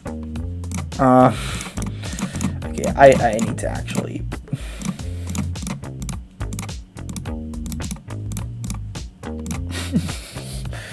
Re-roll. Okay, there's actually some good cards here. We got Give Me Candy, which I'll probably buy. And then we got Theory of Everything 2 again, which I am going for. Yeah, I need to go faster here. The last game is going to have a twist to it, so you're going to see. if I even ever get to this last game, I know this is gonna like be the longest stream I've done ever. But I really did want to show you this game because it's the culmination of like 2 months of. Oh yeah, the antimatter is so weak initially that it can attack for it attacks for like 0.7 damage, which 30% of the time it rounds to 0 because it's stochastic round. Oh my gosh. Gosh, I gotta do something. Gotta keep going, but like it's.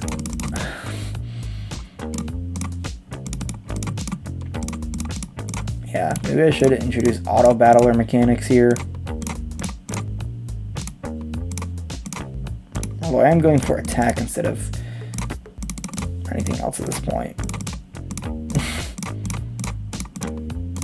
Yeah, this is why you should probably start at like zone 6 or 7, not zone 1 when you're this far.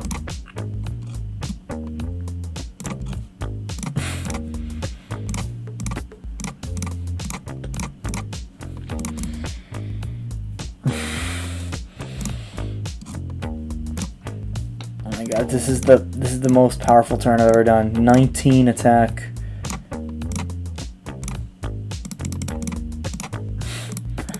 Maybe even more than that because of. I'm not even like seeing if I can like try to reroll or if there's any more cards I can get because the deck feels like it's almost perfect.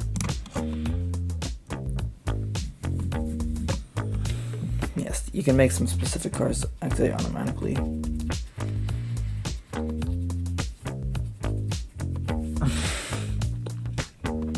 Yeah, it's kind of like a limit of the game that I haven't really explored much yet. It's just that it can get too tedious after enough of this.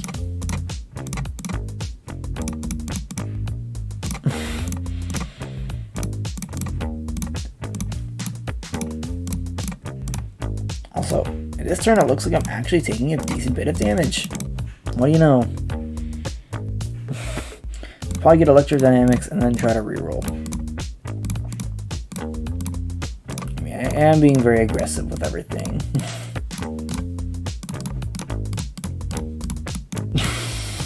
It just keeps going.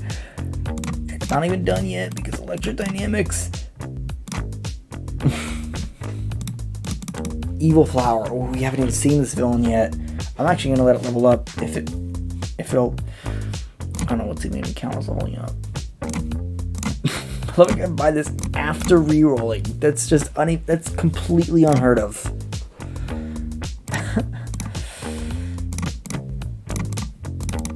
Yeah, I'm gonna make this on 25. I feel like.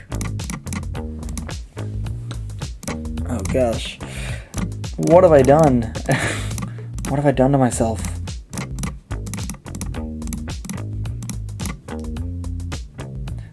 I'm actually like questioning myself right now.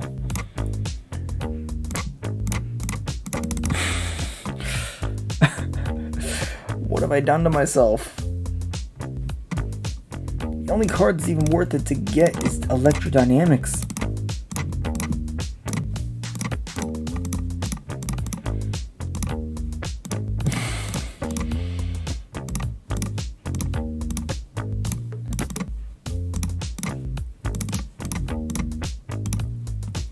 I can get right now.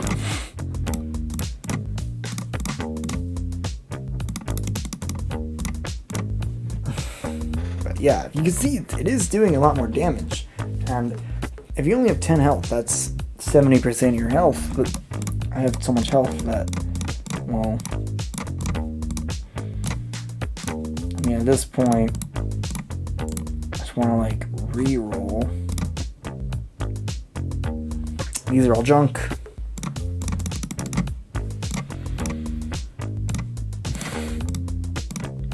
Is there anything you guys want to talk about right now as I'm just playing through this?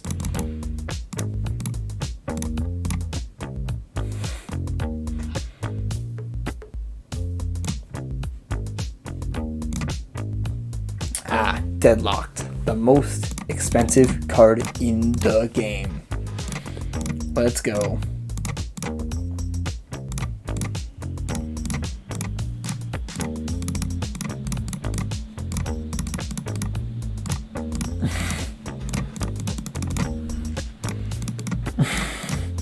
Oh my gosh, this never ends. But we are going for Deadlocked. It is the most expensive card in the game, and there's a reason. 4 attack and 6 health.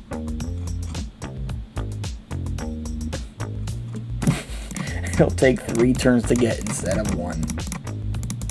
Yep. And there we go. We just bought Deadlocked.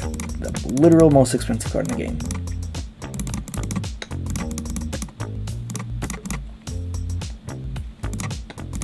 I'm just gonna let, if there's like a, let's see, I don't even know what villain I want to let level up like crazy. Although maybe the party's over, because look how much health I have left. The villains are actually beginning to level up a little bit. Look at that. I know, crazy. Crazy. And I actually need a little bit of help. Well, oh, okay, I'm good now. 20 attack. Let's see, I don't know what villain. I'm gonna let a Snappy Snail. If a Snappy Snail appears, I'm gonna let it level up. Yeah, I'm gonna let that one level up.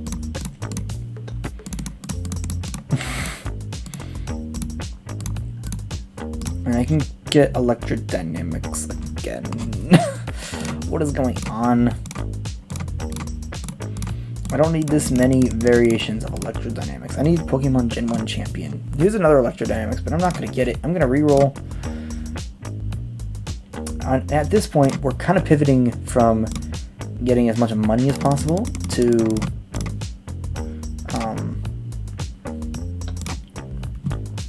getting cards that deal as much attack as possible. So we're going to get Holy Stone because it is guaranteed to attack, because it's forcibly discarded. It's still to attack. And the Fire Crab RNG strikes again, although it does not discard Deadlocked. So we're good. We're good.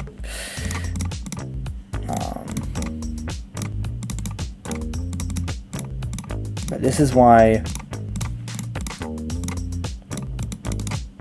Yeah, this is exactly why I like Holy Stone. Because that... And we have just enough to get Dash, which is a great card. Okay, we're in zone 9, so we're like back up to like the max zone we were at before. Yeah, seems like the end game definitely needs more automation. The tricky thing is that there's a lot of suboptimal things. Like here's the thing. Sometimes you want very specific card combos. Like, there's the tedium, but then there's... Yeah, I think actually what this is really telling me is I need more Halo cards, like Deadlocked. Because for the longest time, Deadlocked and Club Step and Theory of Everything 2 were basically just Halo cards. They're literally impossible to get. But they kind of provided a goal for you to go for. And eventually, maybe when you have 5 figures of each of the prestige currencies, you can get them, but you use a huge amount of effort that maybe could have better been spent on a smaller number of still really good cards.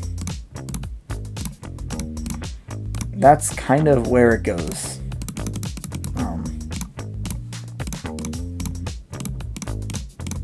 So I think the problem is for automation is it's tricky to implement.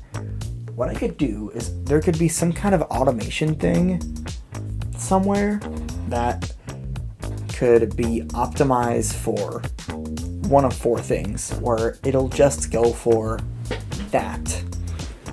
Or it'll optimize for attack, optimize for health, optimize for elixir,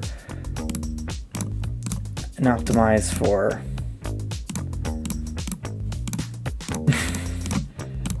money. Something like that. And that is definitely possible.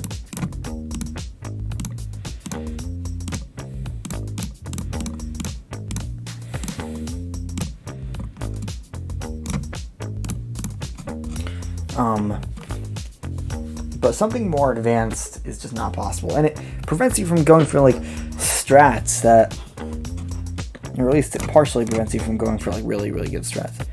What do you think the highest zone people will reach? So in my playtesting, under a legitimate scenario, the highest zone I've ever reached is zone 19. Because it just gets really, really difficult after a while.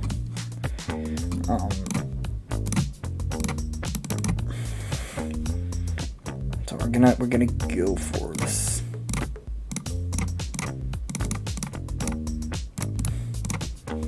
But I did once, under an illegitimate case, get to zone 20. And this illegitimate case we're going to demonstrate in the next game if I ever finish this game, which I feel like is never going to happen.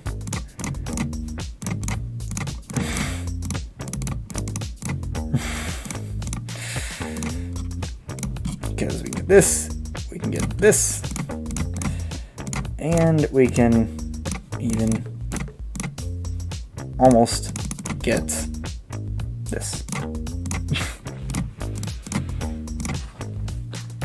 What am I doing? Why did I think I could do this in a stream? I like promised myself I was going to be doing this. The next game will be quicker, and there's a reason for this. Dash.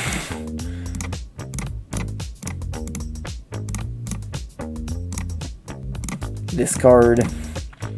29 attack. I'm just getting more and more overpowered by... Yeah. Could add challenges. I was thinking about this. Was thinking about adding some kind of a challenge. Like, villains will, like, it will disable all of the villain nerf upgrades. Something like that. But yeah, I guess there could be extra challenges like gain a jump card your turn. Every Y turn. Yeah, that would be good. That would be a good idea. You cannot play more than X cards per turn. That is another. Yeah, that's another good idea. Enemy start at level X, or maybe just X levels higher is a good idea. But the last one isn't very good. Enemies keep XP on death. That could be a challenge, but I don't like that because that kind of removes the entire incentive to KO the villains. But yeah, we're just gonna keep going. Okay, we are in zone 10.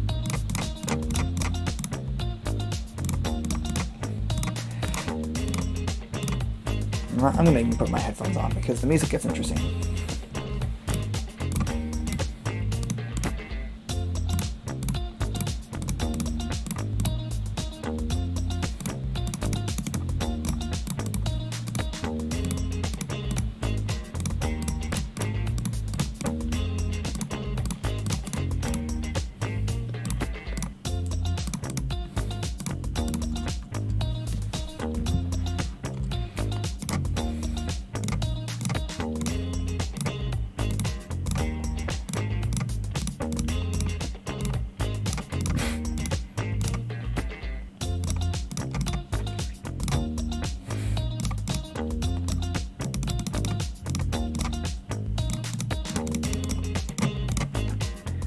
Vibing.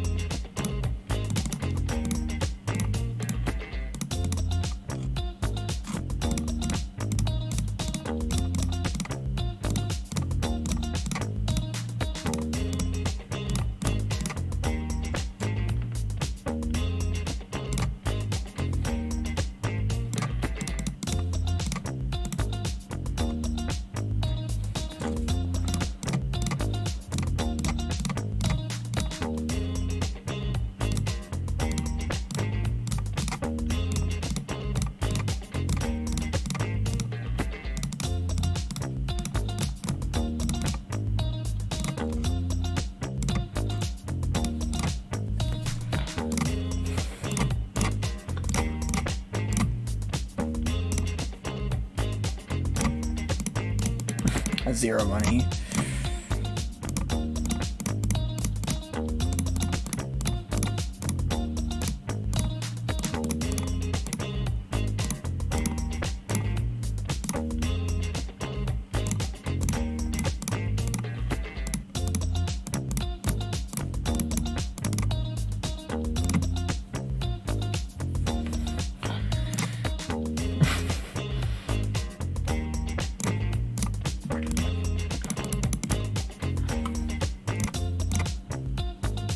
Zone 11.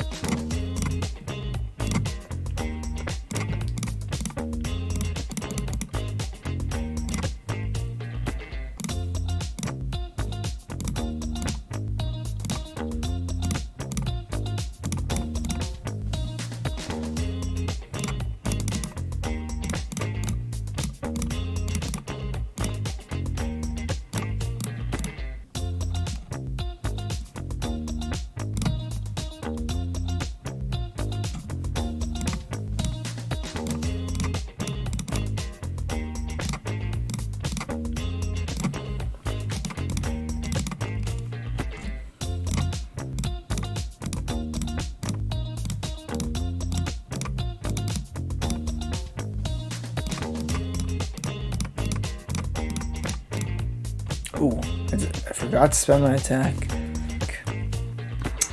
Yeah, maybe it is getting too tedious. Thought I was gonna get more cards. There'd be sound effects for various actions. I could do that. It wasn't until very recently I knew how to even make the browser play sound, which is interesting. I'm kind of just vibing to this music now.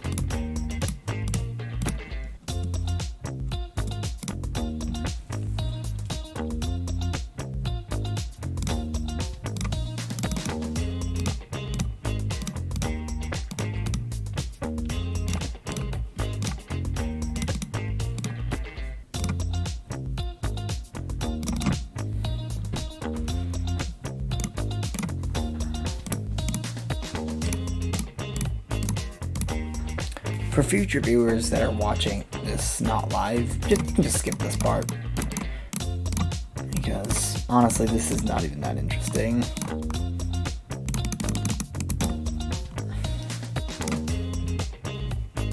It's literally just me getting the best cards in the game, and then finally made it to zone 12.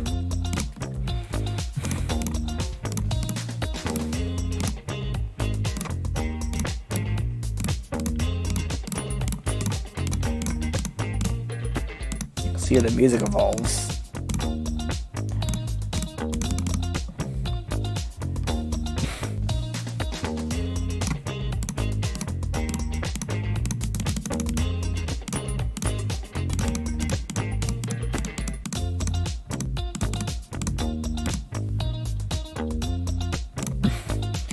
I don't think I've even gone below 28 health, which is insane.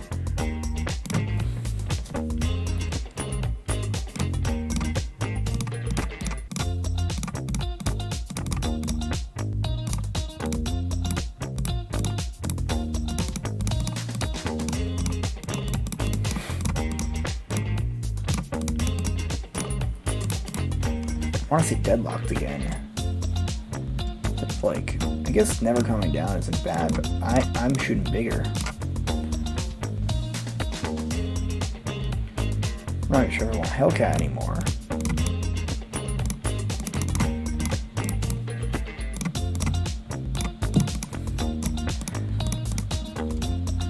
honestly, I'm just gonna go for low tedium cards, which is a strategy I've never thought.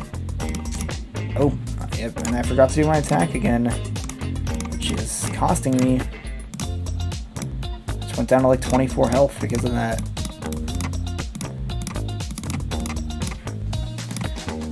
I never knew low tedium would actually be a real strategy.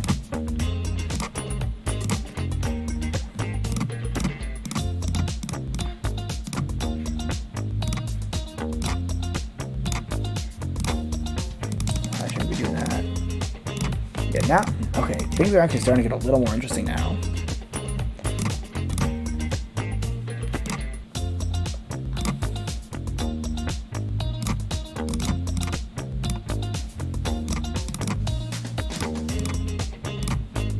Yes, they're everything too.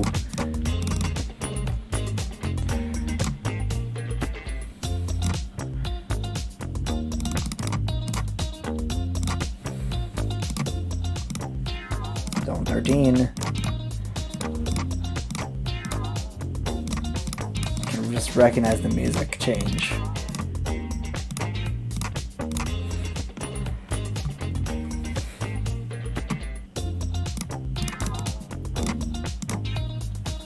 Things are getting a bit tougher. Still not tough enough to be dangerous, but it will actually reach that point. That's the magic of this game. Even when you have an overpowered hand like this.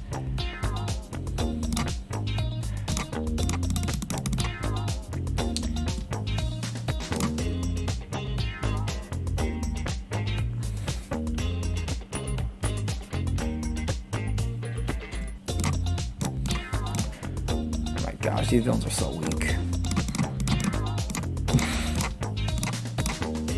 Yeah, I did tell you I was going to push this game to its limits.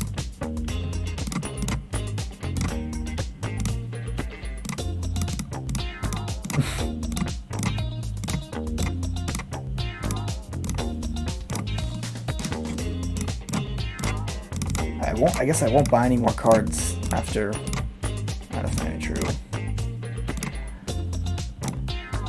Didn't even KO though, because they're spawning in with more health.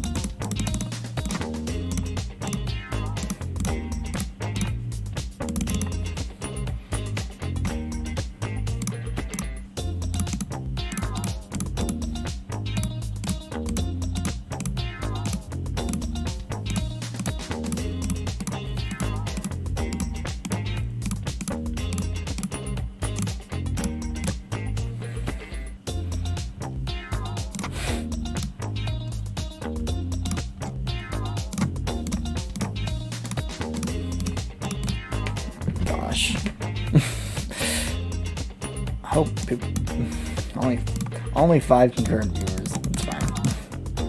I'm just noting it.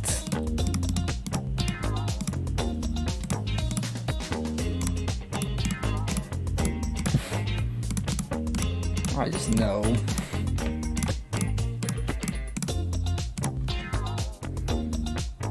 There's almost no point to getting new cards. Unless it's like deadlocked. Or maybe General Champion. Okay. Honestly, I almost want to just have this game end because I didn't realize it was going to be this long.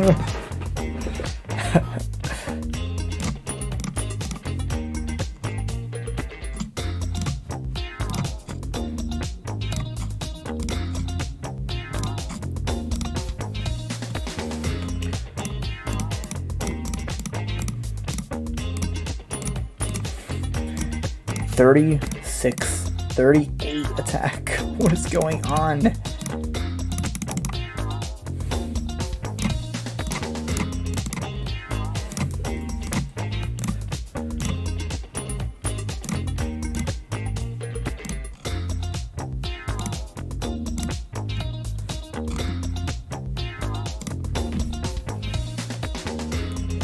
Once you add 68 cards in total, well, It's not going to happen, though. Because I will eventually die. It may not seem like it right now, but I will die.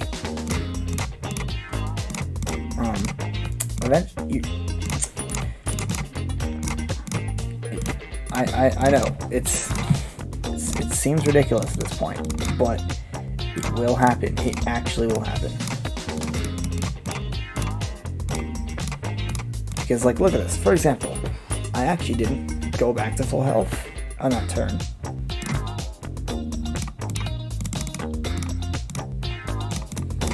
And starting about now, actually, the game is only going to spawn in the harder villains.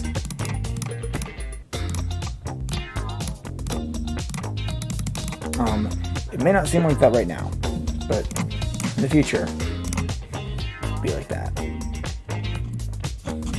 And I'm going to start rerolling for money. I want to get, I guess Finger Dash is okay, but I want to get Deadlocked. I want to see Deadlocked. Or Totu, or Clubstep. Any of the demons. I don't even want to see Electrodynamics. I don't even want to go for money.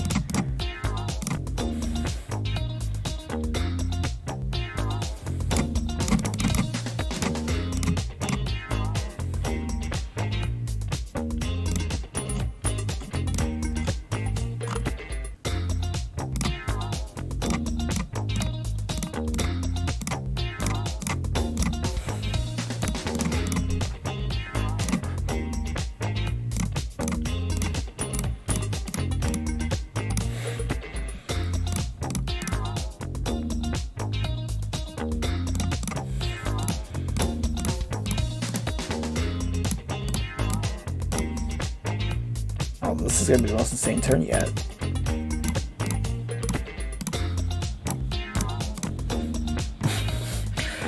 $39.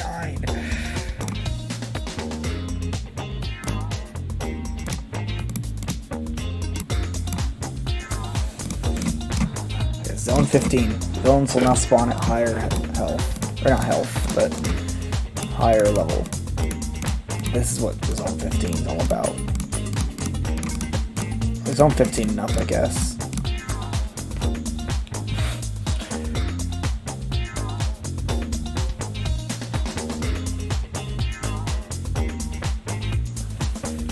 There is a max of 6 villains, but there's no max to how quickly they can level up.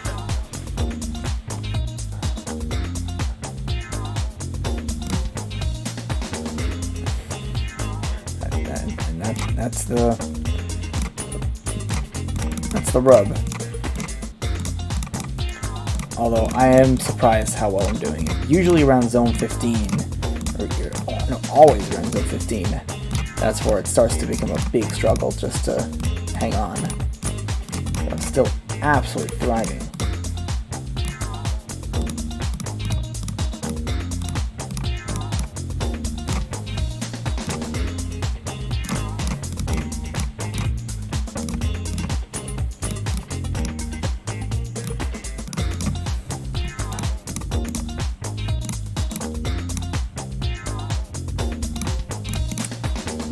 Yeah, I was a little worried about instant exploding antimatter, and I just thought that was bad balancing, so I made it so it needed to survive 9 turns as well.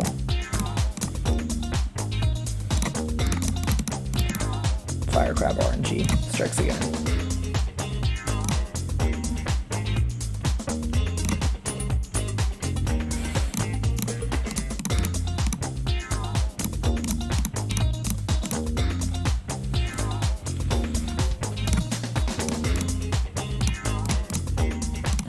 I do want to see myself die after this.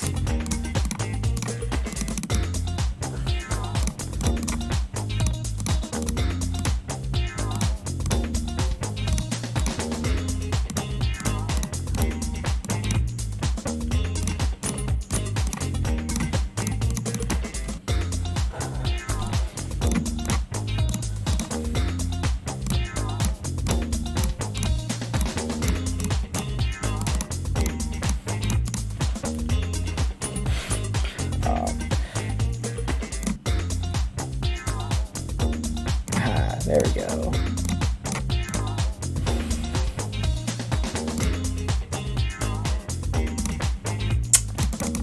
Missed the 81% chance to get one more elixir to buy the possible last card, I guess.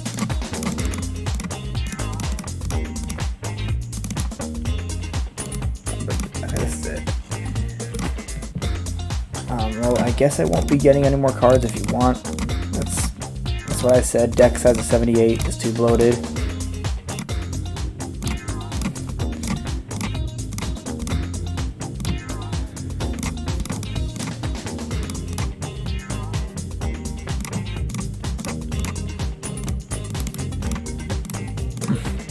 Yeah, I know. Yes, I do realize I am completely overpowered.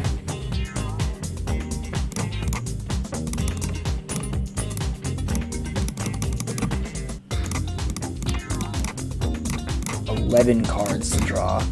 I've never seen anything like that.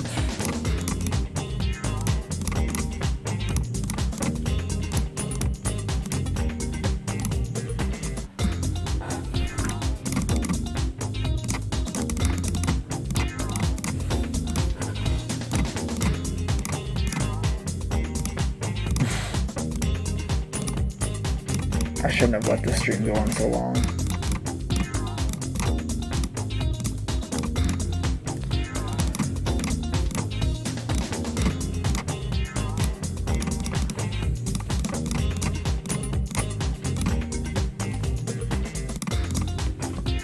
Why did you decide to store data in CSV instead of JSON?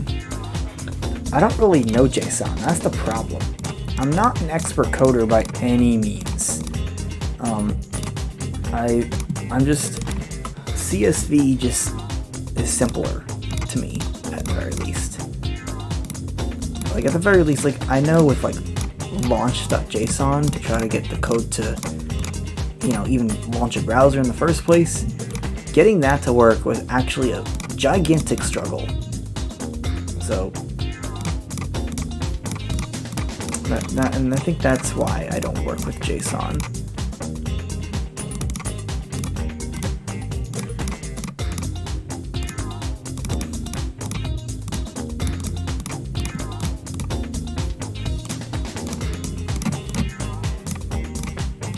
Hold up, I'm actually not getting as much health back as I think.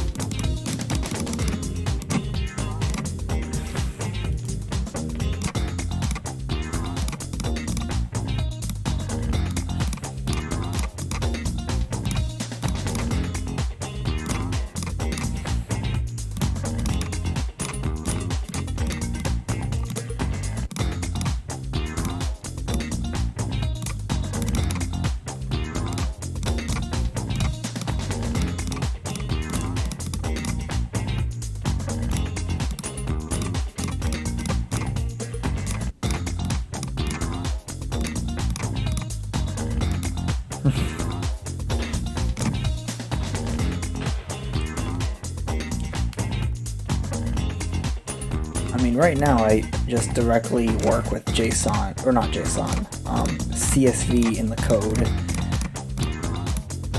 Or, yeah, how my quote-unquote workflow goes is that I have a spreadsheet that is full of like all the values, and then I save it as a CSV file,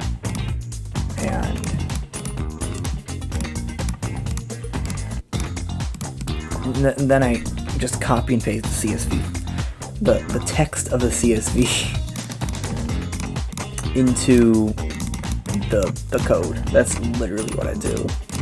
I'm sure this is probably not the most efficient way, but it works for me, and there's no reason to, at least, no convincing reason for me to change that.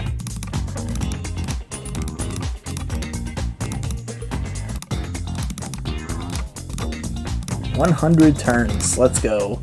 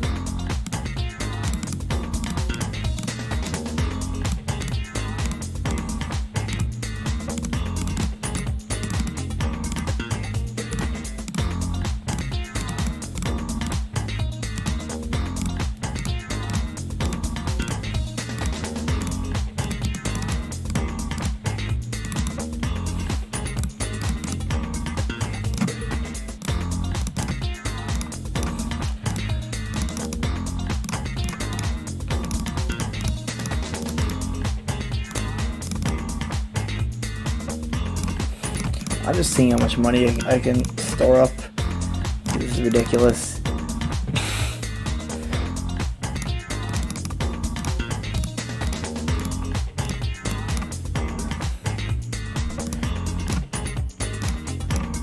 Also, I'm gonna let one of the antimatters annihilate just to show you what happens.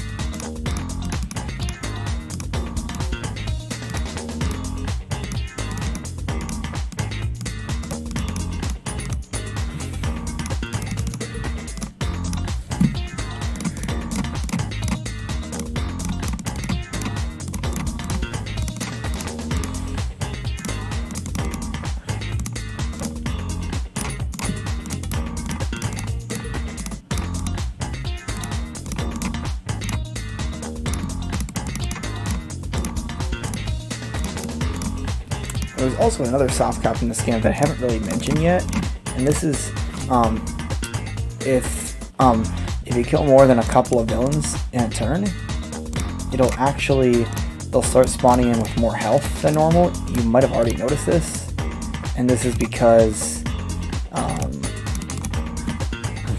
the villain rewards, especially with the card rewards, could lead to an infinite turn without that. Got it deadlocked.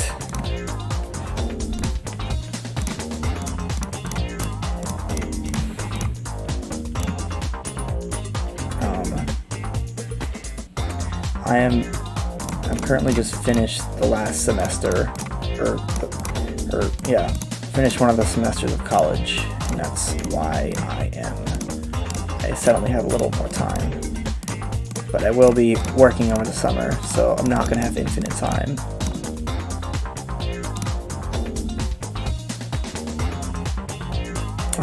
Yeah, I do eventually plan to use the villain move types for something.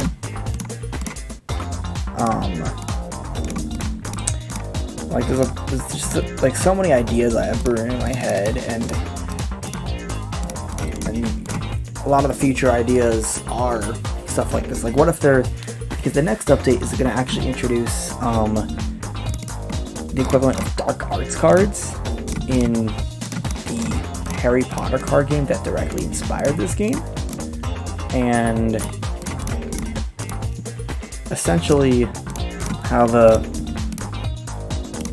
Harry Potter card game goes is not only there's villains, but there's also dark arts events, and those dark arts events essentially would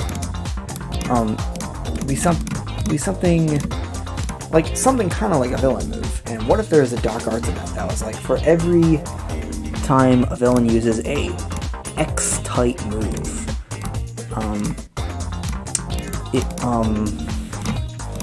something happens, like you'll lose 2 health, or I don't know. That's part of my plans for future updates. Oh man, I'm actually down to 25 health. My health bar is not green. Unbelievable. Yeah, because the antimatter annihilated. Let one more annihilate.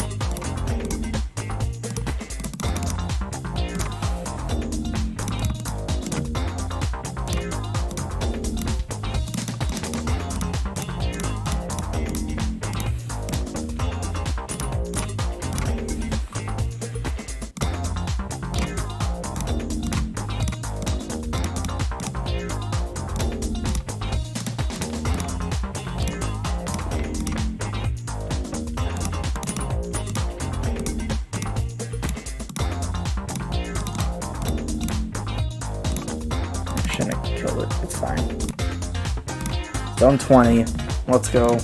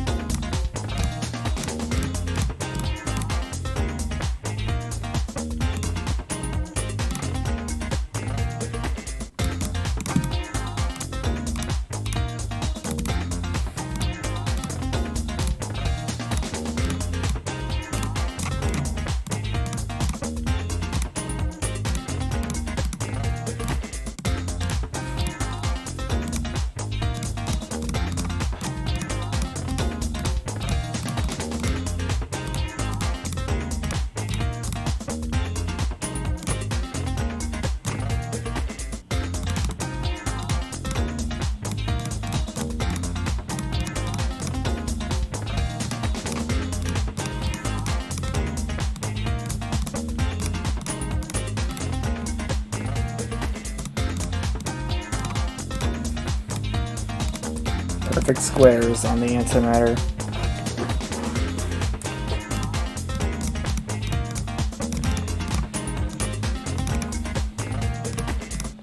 Now it's actually... I didn't realize that it was still going to be this easy at Zone 20. Because I thought Zone 20 was like guaranteed death.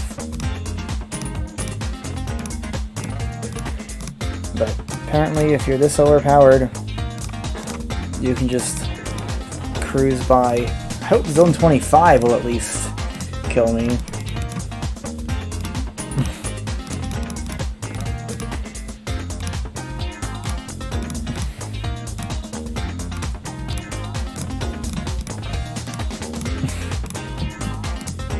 Maybe I won't. You know what? I'm just gonna tell you. I was planning to do. Yeah, the antimatter. The reason why I'm keeping the antimatter at 1 health is because the explosion hits harder the higher health the antimatter has.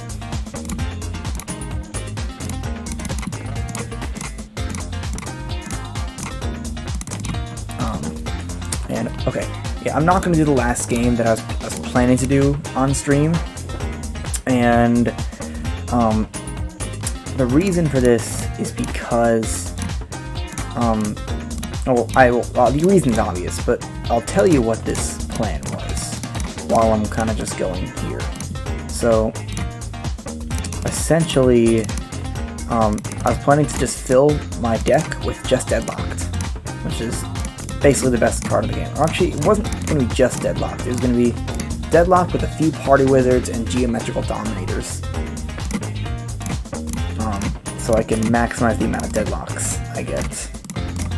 But this game is going way long. I don't know. Oh crap. And I'm forgetting to spend my attack. This game is going so much longer than I thought it would. I don't know why I thought this game was going to be like, oh, it's going to be half an hour. Whatever. Yeah, nope, that's not happening. And now I'm going to have to start paying the price, especially of that turn that I forgot to attack. I should, you know what, I might do something. This is actually telling me what I should do. And that is, I am going to, oh my gosh, if this card is red, I'm going to give a confirmation. Make the site confirm whether I really wanted to do that.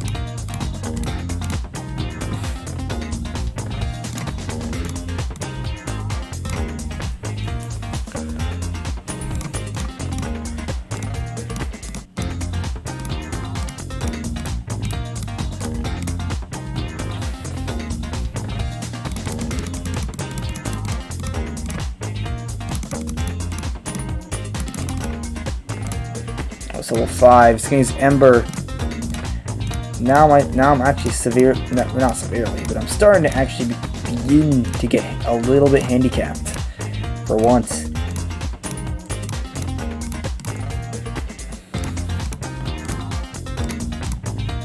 Oh my god, my score is up in the 6 digits now. So in 22.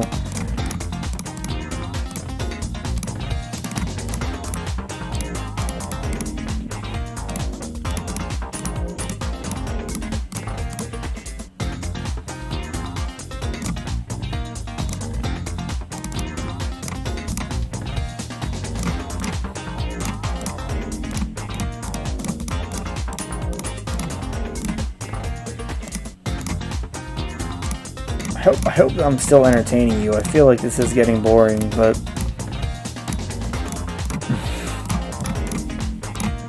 I think Zone 25 will be the inflection point, and you'll see why. I might even just keep the Spruce Needle in the game.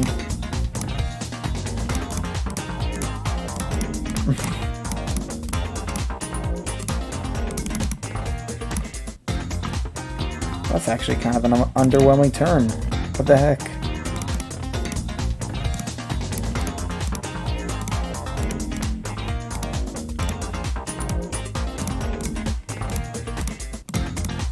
Not even hitting the start card stop cat. Look at I am.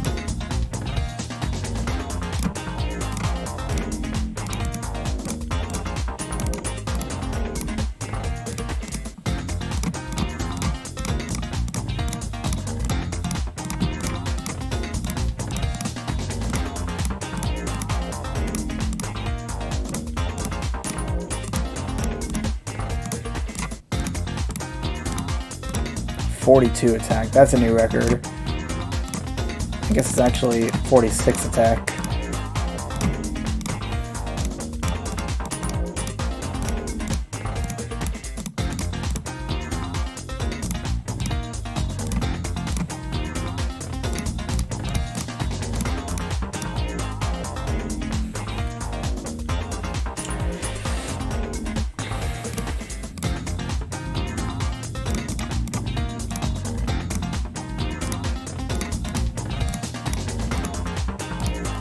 Fire Crab RNG, except if the 5-leaf flower spawns in at level 5, it'll also use Ember, and it's more powerful than the Fire Crab.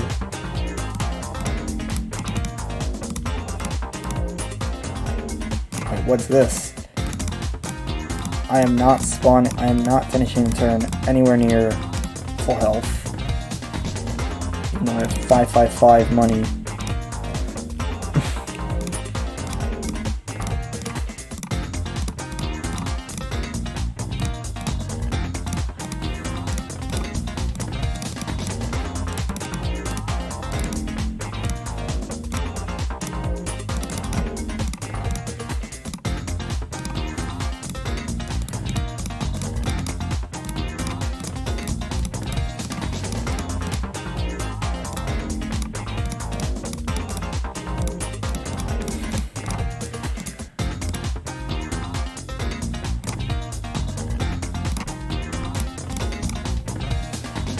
Oh, I'm also going to explain another little thing here.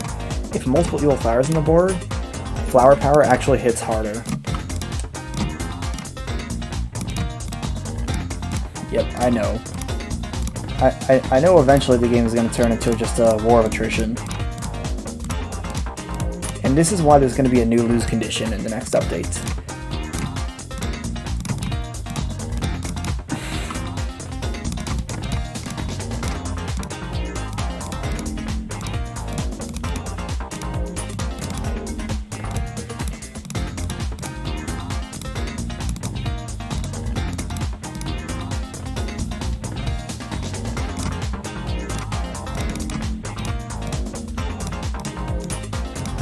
Probably shouldn't let two evil flowers be on the board.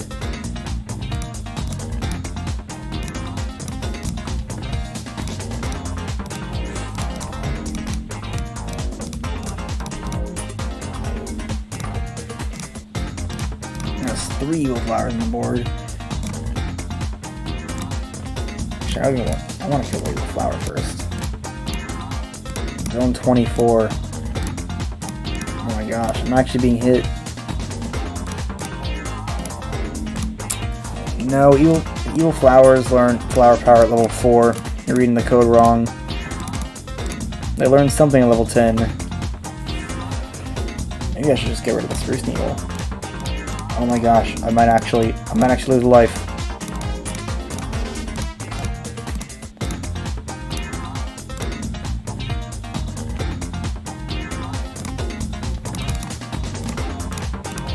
Oh my gosh, 1 health. It's happening.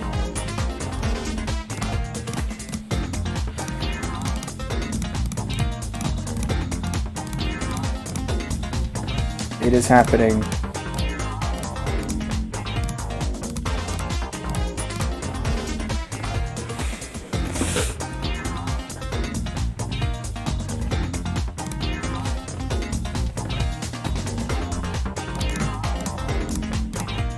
Yeah, moves are 1 indexed, and worse, on the spreadsheet, they're 2 indexed.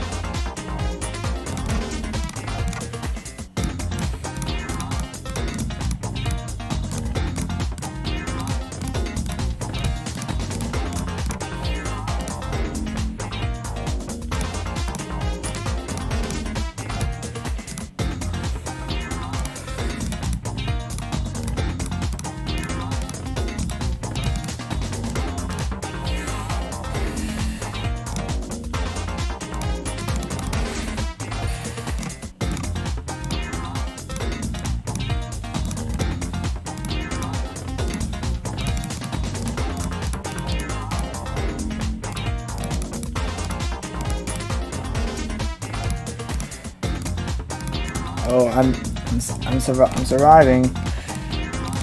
Almost at max health all of a sudden.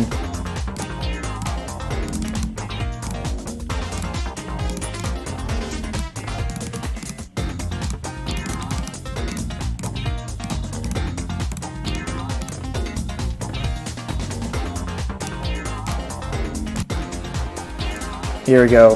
125.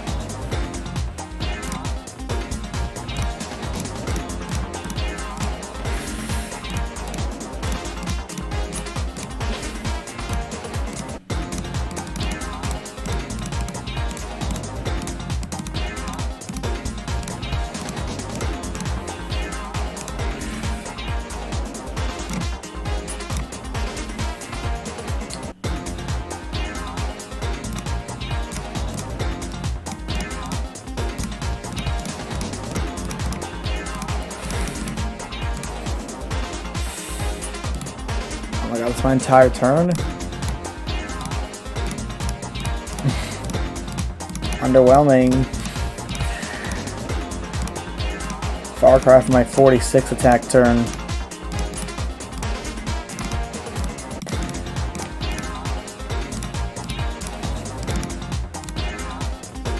This is 40.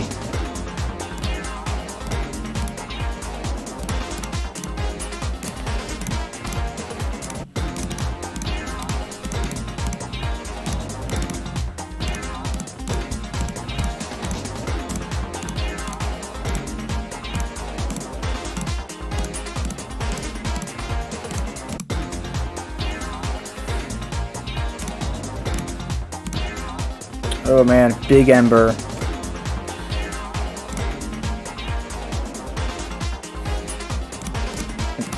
That's exactly what I want to avoid.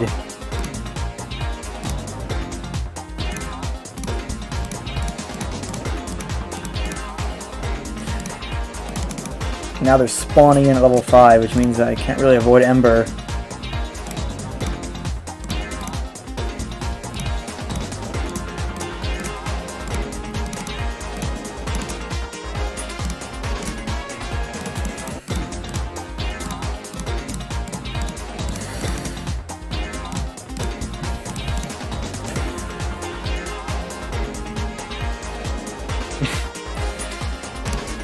No, it's like 5-leaf clovers, I think.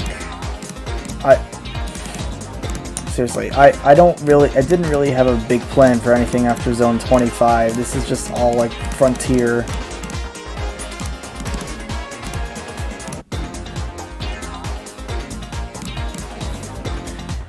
Uh-oh. I might die this turn. There we go. 735. Zone 26 is the first life lost. Here we go.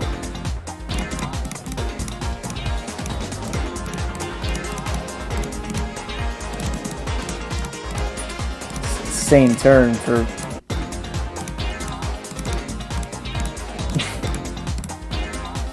...31 attack.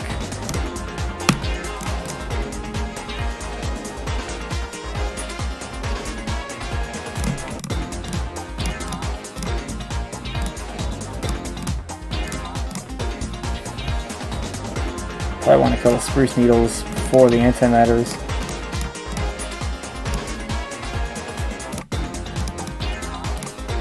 What are egg depths? Egg depth?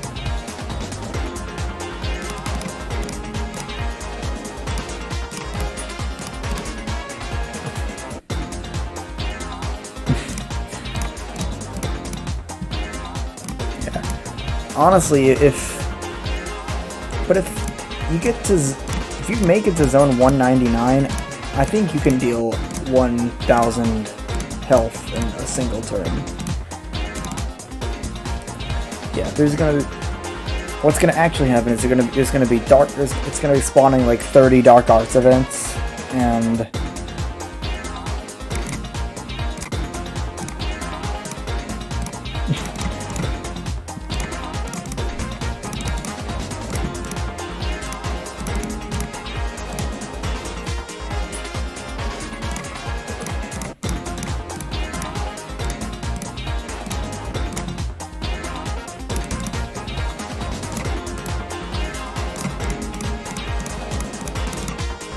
so just for the lulz, let's just do this. Reroll as much as we can, and then get deadlocked.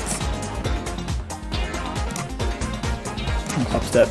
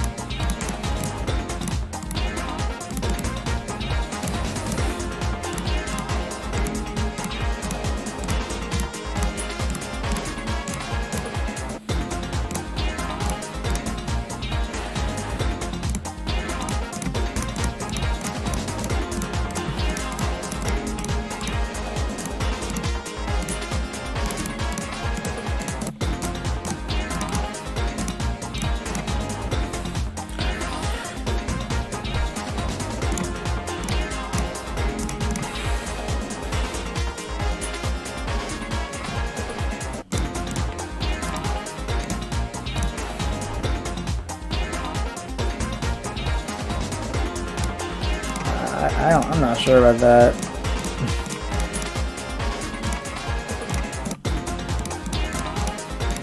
I mean, I'm actually, I don't know. I'm not even looking at what they're doing. We'll look next turn.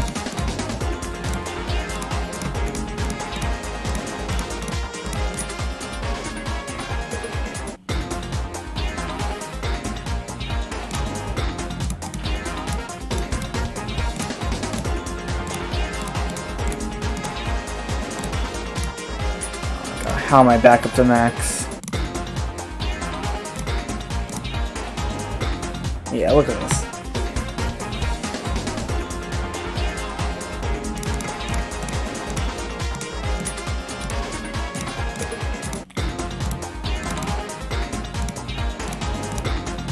Whoa.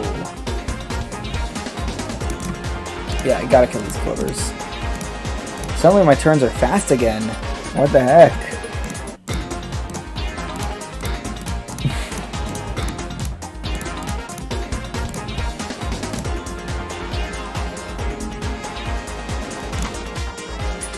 You know what? Let's do this. I want to get better cards still. Ooh.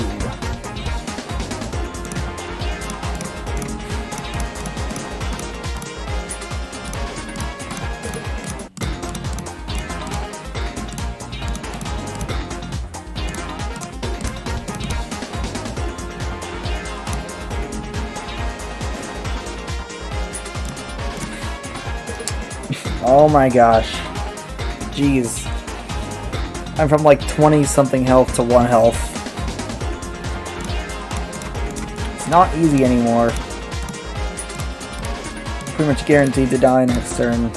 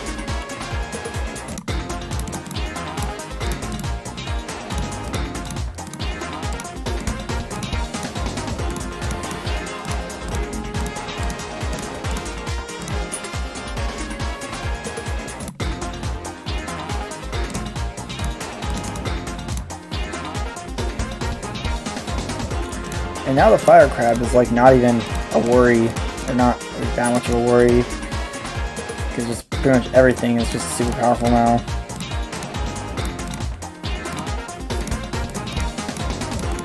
I didn't realize having millions was going to be this much of a difference versus hundreds of thousands of, or like low hundred thousands of prestige currency.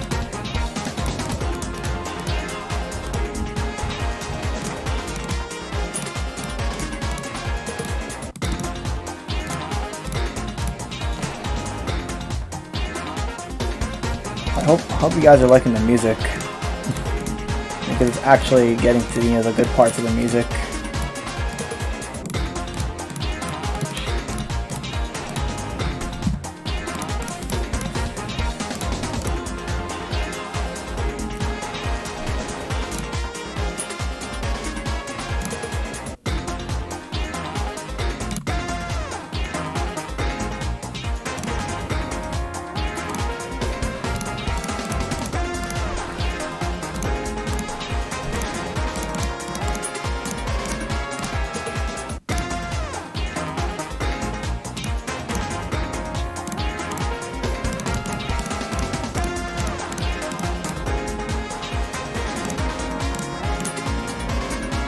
Oh my gosh, it's hitting for 10 health because of Tail Whip. This is why Tail Whip is dangerous. It like multiplies damage done by like somewhere like 25% from all their villains.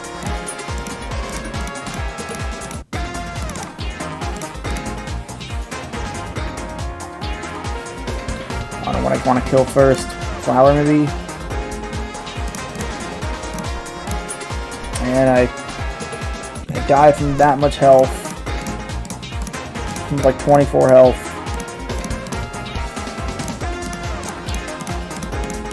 Now a war of attrition.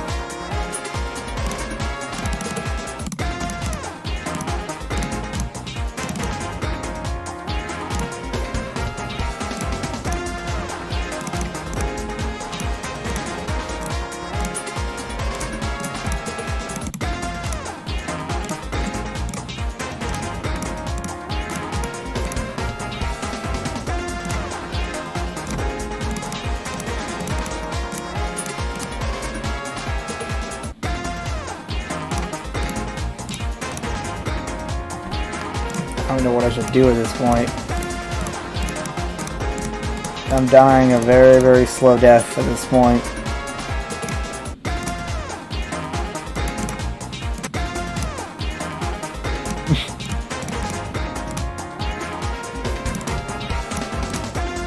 Oh my gosh.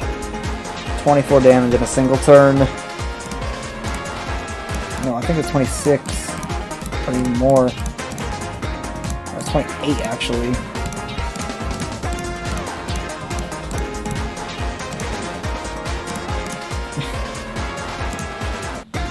Oh, I should let it use buy attack. I'll show you what buy attack is gonna do. I'm attacking the 4-leaf. That's the turn.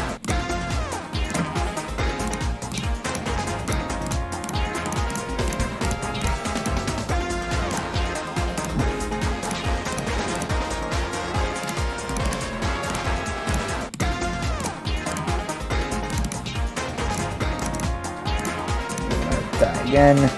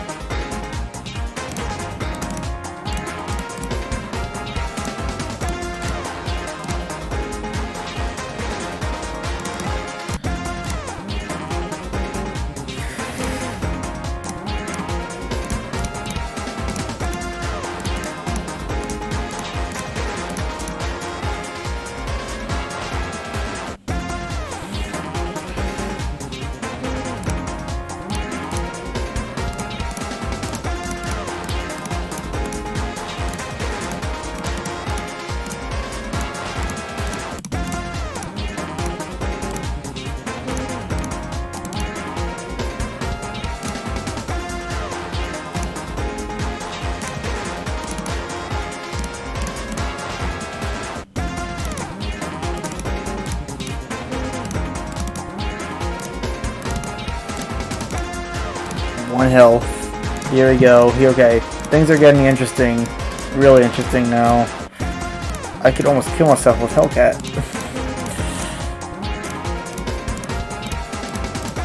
I know I'm not going to survive another turn here.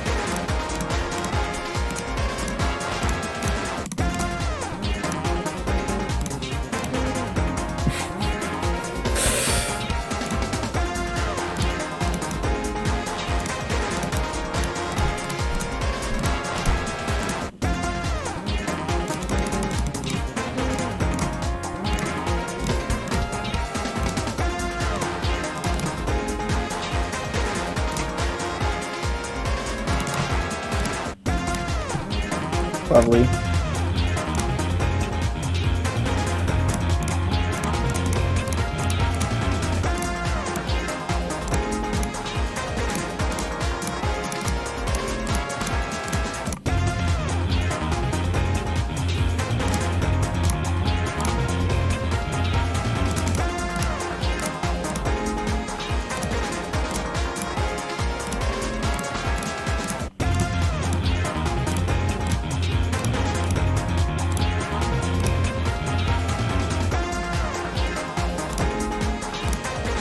Uh-oh.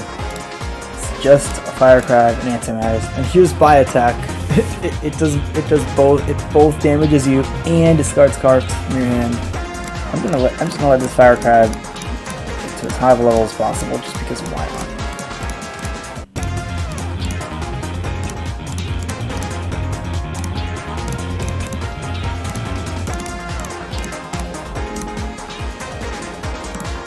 Oh my god, it's a moment of calm.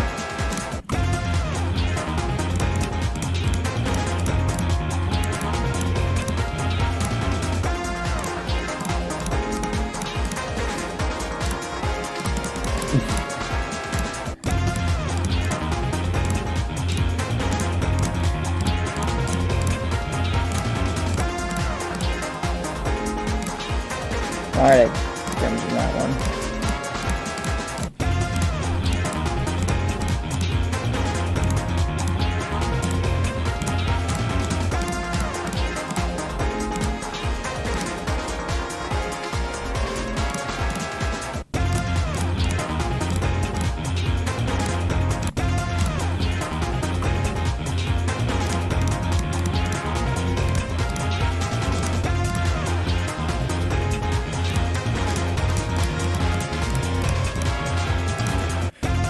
Not sure if this code is the one that only gets to the zone 35 music, but I did make music up to zone 42. Yeah, that's a move.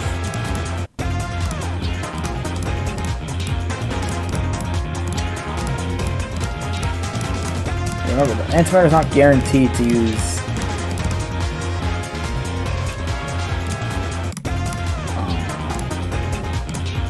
Annihilate. But it did do it here.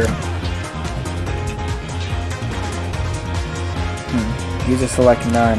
Yeah, okay. Thank you. I'm not an expert at programming, especially CSS, which is my least favorite part.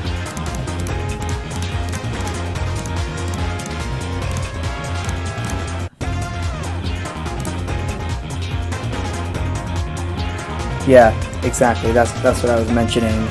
I did not update the limit. I guess I'll just manually play it after zone 35. That's, I think, the most reasonable solution.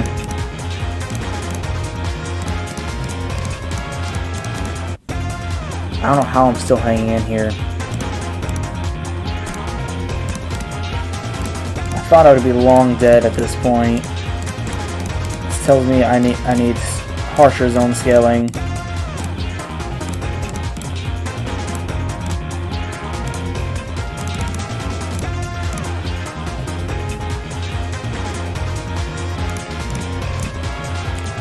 Annihilate's actually weaker than I expected it.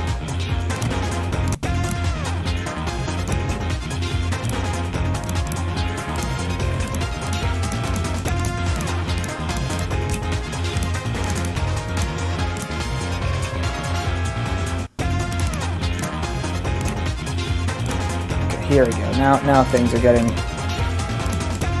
fishy.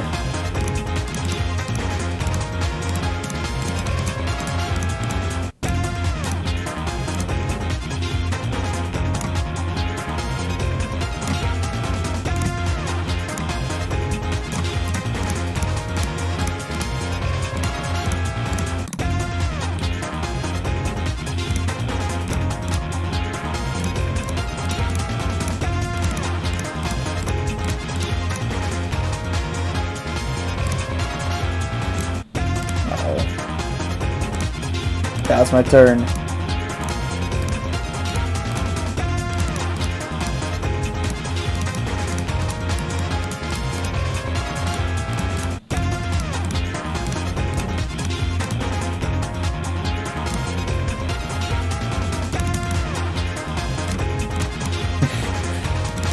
Just want to spam through. Why? What? I can't believe this is a 3-hour stream all of a sudden. I thought I was gonna... And I forgot to attack. That's gonna be bad. Okay, let's manually change the music here. So, wait, no.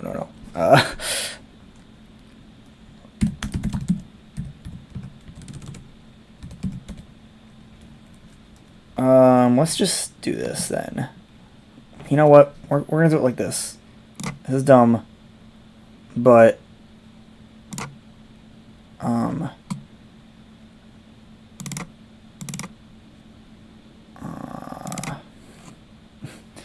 doing this. Audio.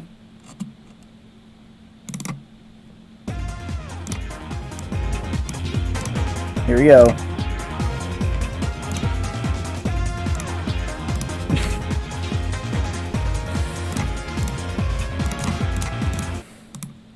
Oh, I need to loop it. Oh, crap. There we go.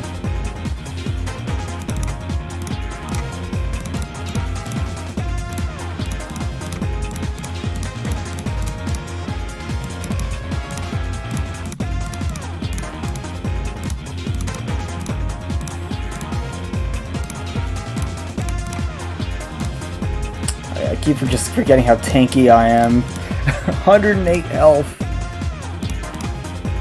This is not the same as the Zone 35. If you listen closely, if you have headphones, you notice there's a strong underlying beat.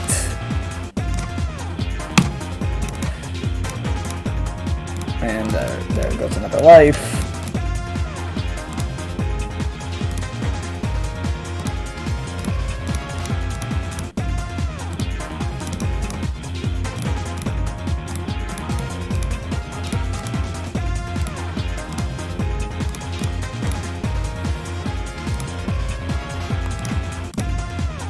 Lovely. It's on 37. Let's. I'm not trying to shuffle. I guess I have to manual. Do it. That's scrappy.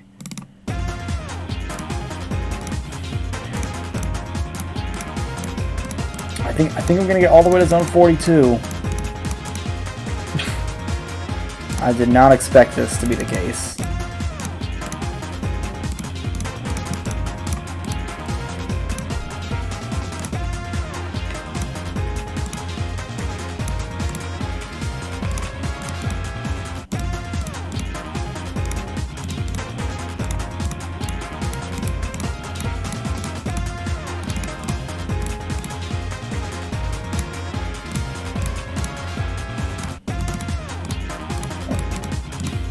Oh, it didn't attack. There goes another turn.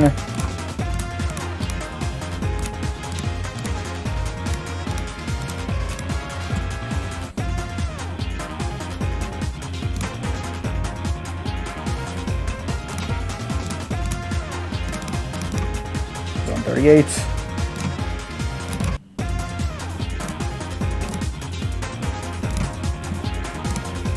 A level 32 fire crab.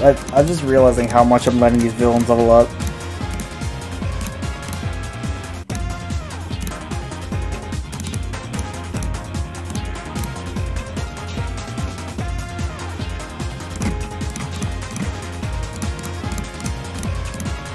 And yeah, I'm like still not thriving, but I'm doing surprisingly well.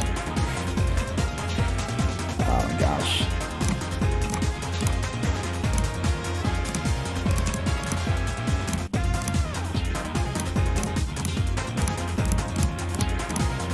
Yeah, I severely underestimated how far I was gonna get.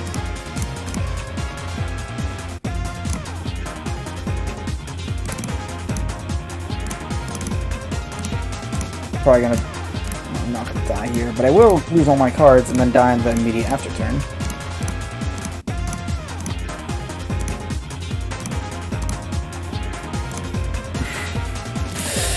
Oh my gosh.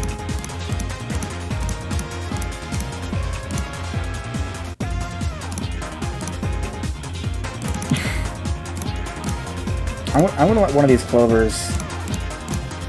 I'm gonna test the new moves that I've literally never tested before.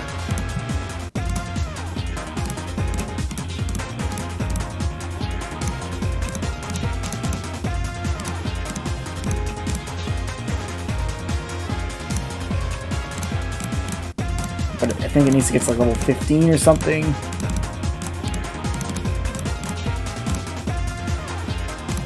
Oh, zone 39.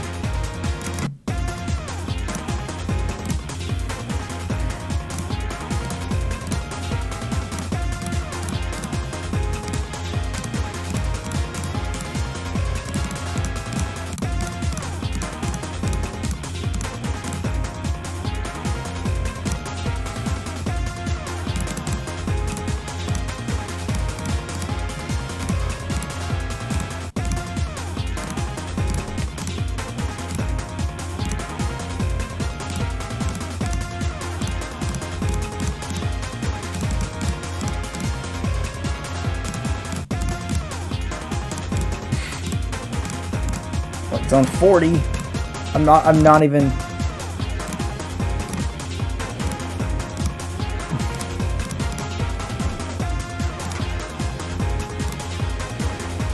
$112 health antimatter.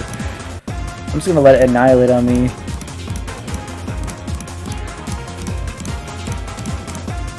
Just want to see how high level these villains can get.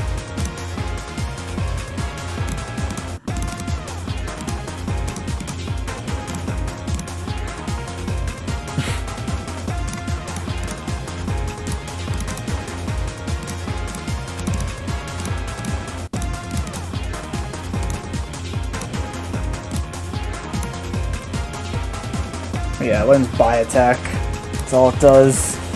Or does it?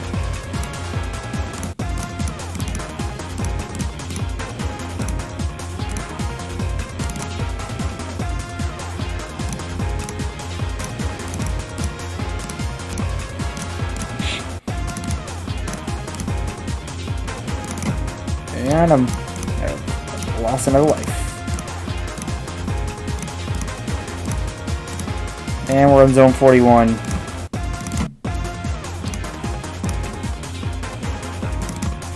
And zone 41, the music, if it actually removes one of the tracks, it doesn't even add anything. It just makes it faster.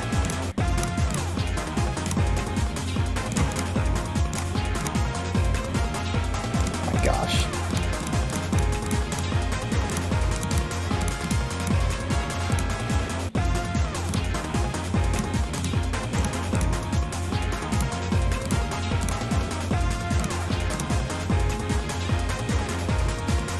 Didn't even annihilate.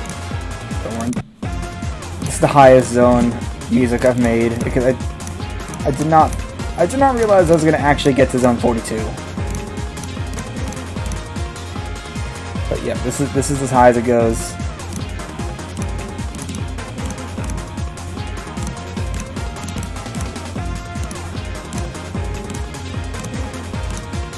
But it's almost over. It's almost over. Yeah, I thought I like introduced new moves like tri-attack, quad attack, or like pentaleaves. But maybe that's just my imagination. I never actually tested those moves. Oh, this turn's actually pretty good. 2 lives left. Just simple tackle, and, tail whip into 4 tackles. Oh man, level 50. 46 health on a single turn.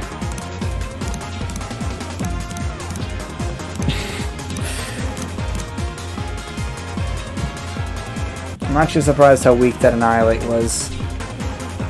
I should buff Annihilate. I'm actually going to make it so it's not going to be 9 turns until Annihilate anymore. I'm realizing it isn't even that powerful.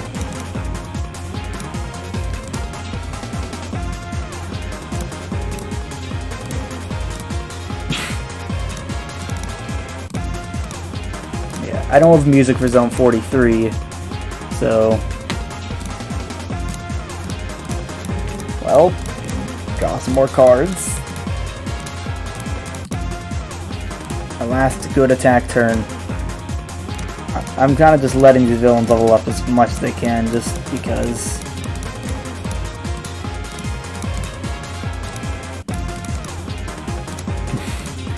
Oh yeah, we're gonna get 200k.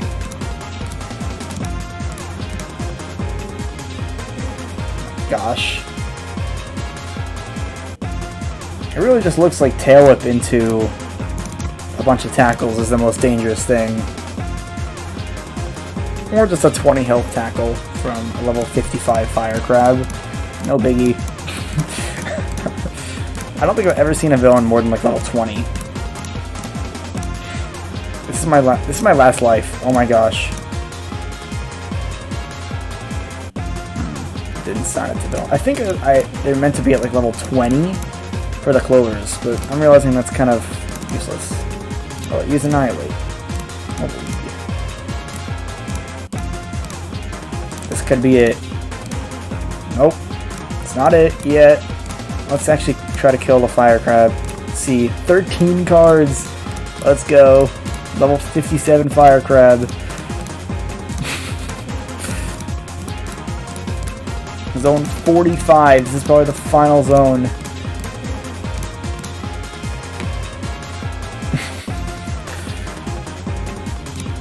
Kill one more villain. Yeah, these villains look like Pokemon with the health they have instead of whatever.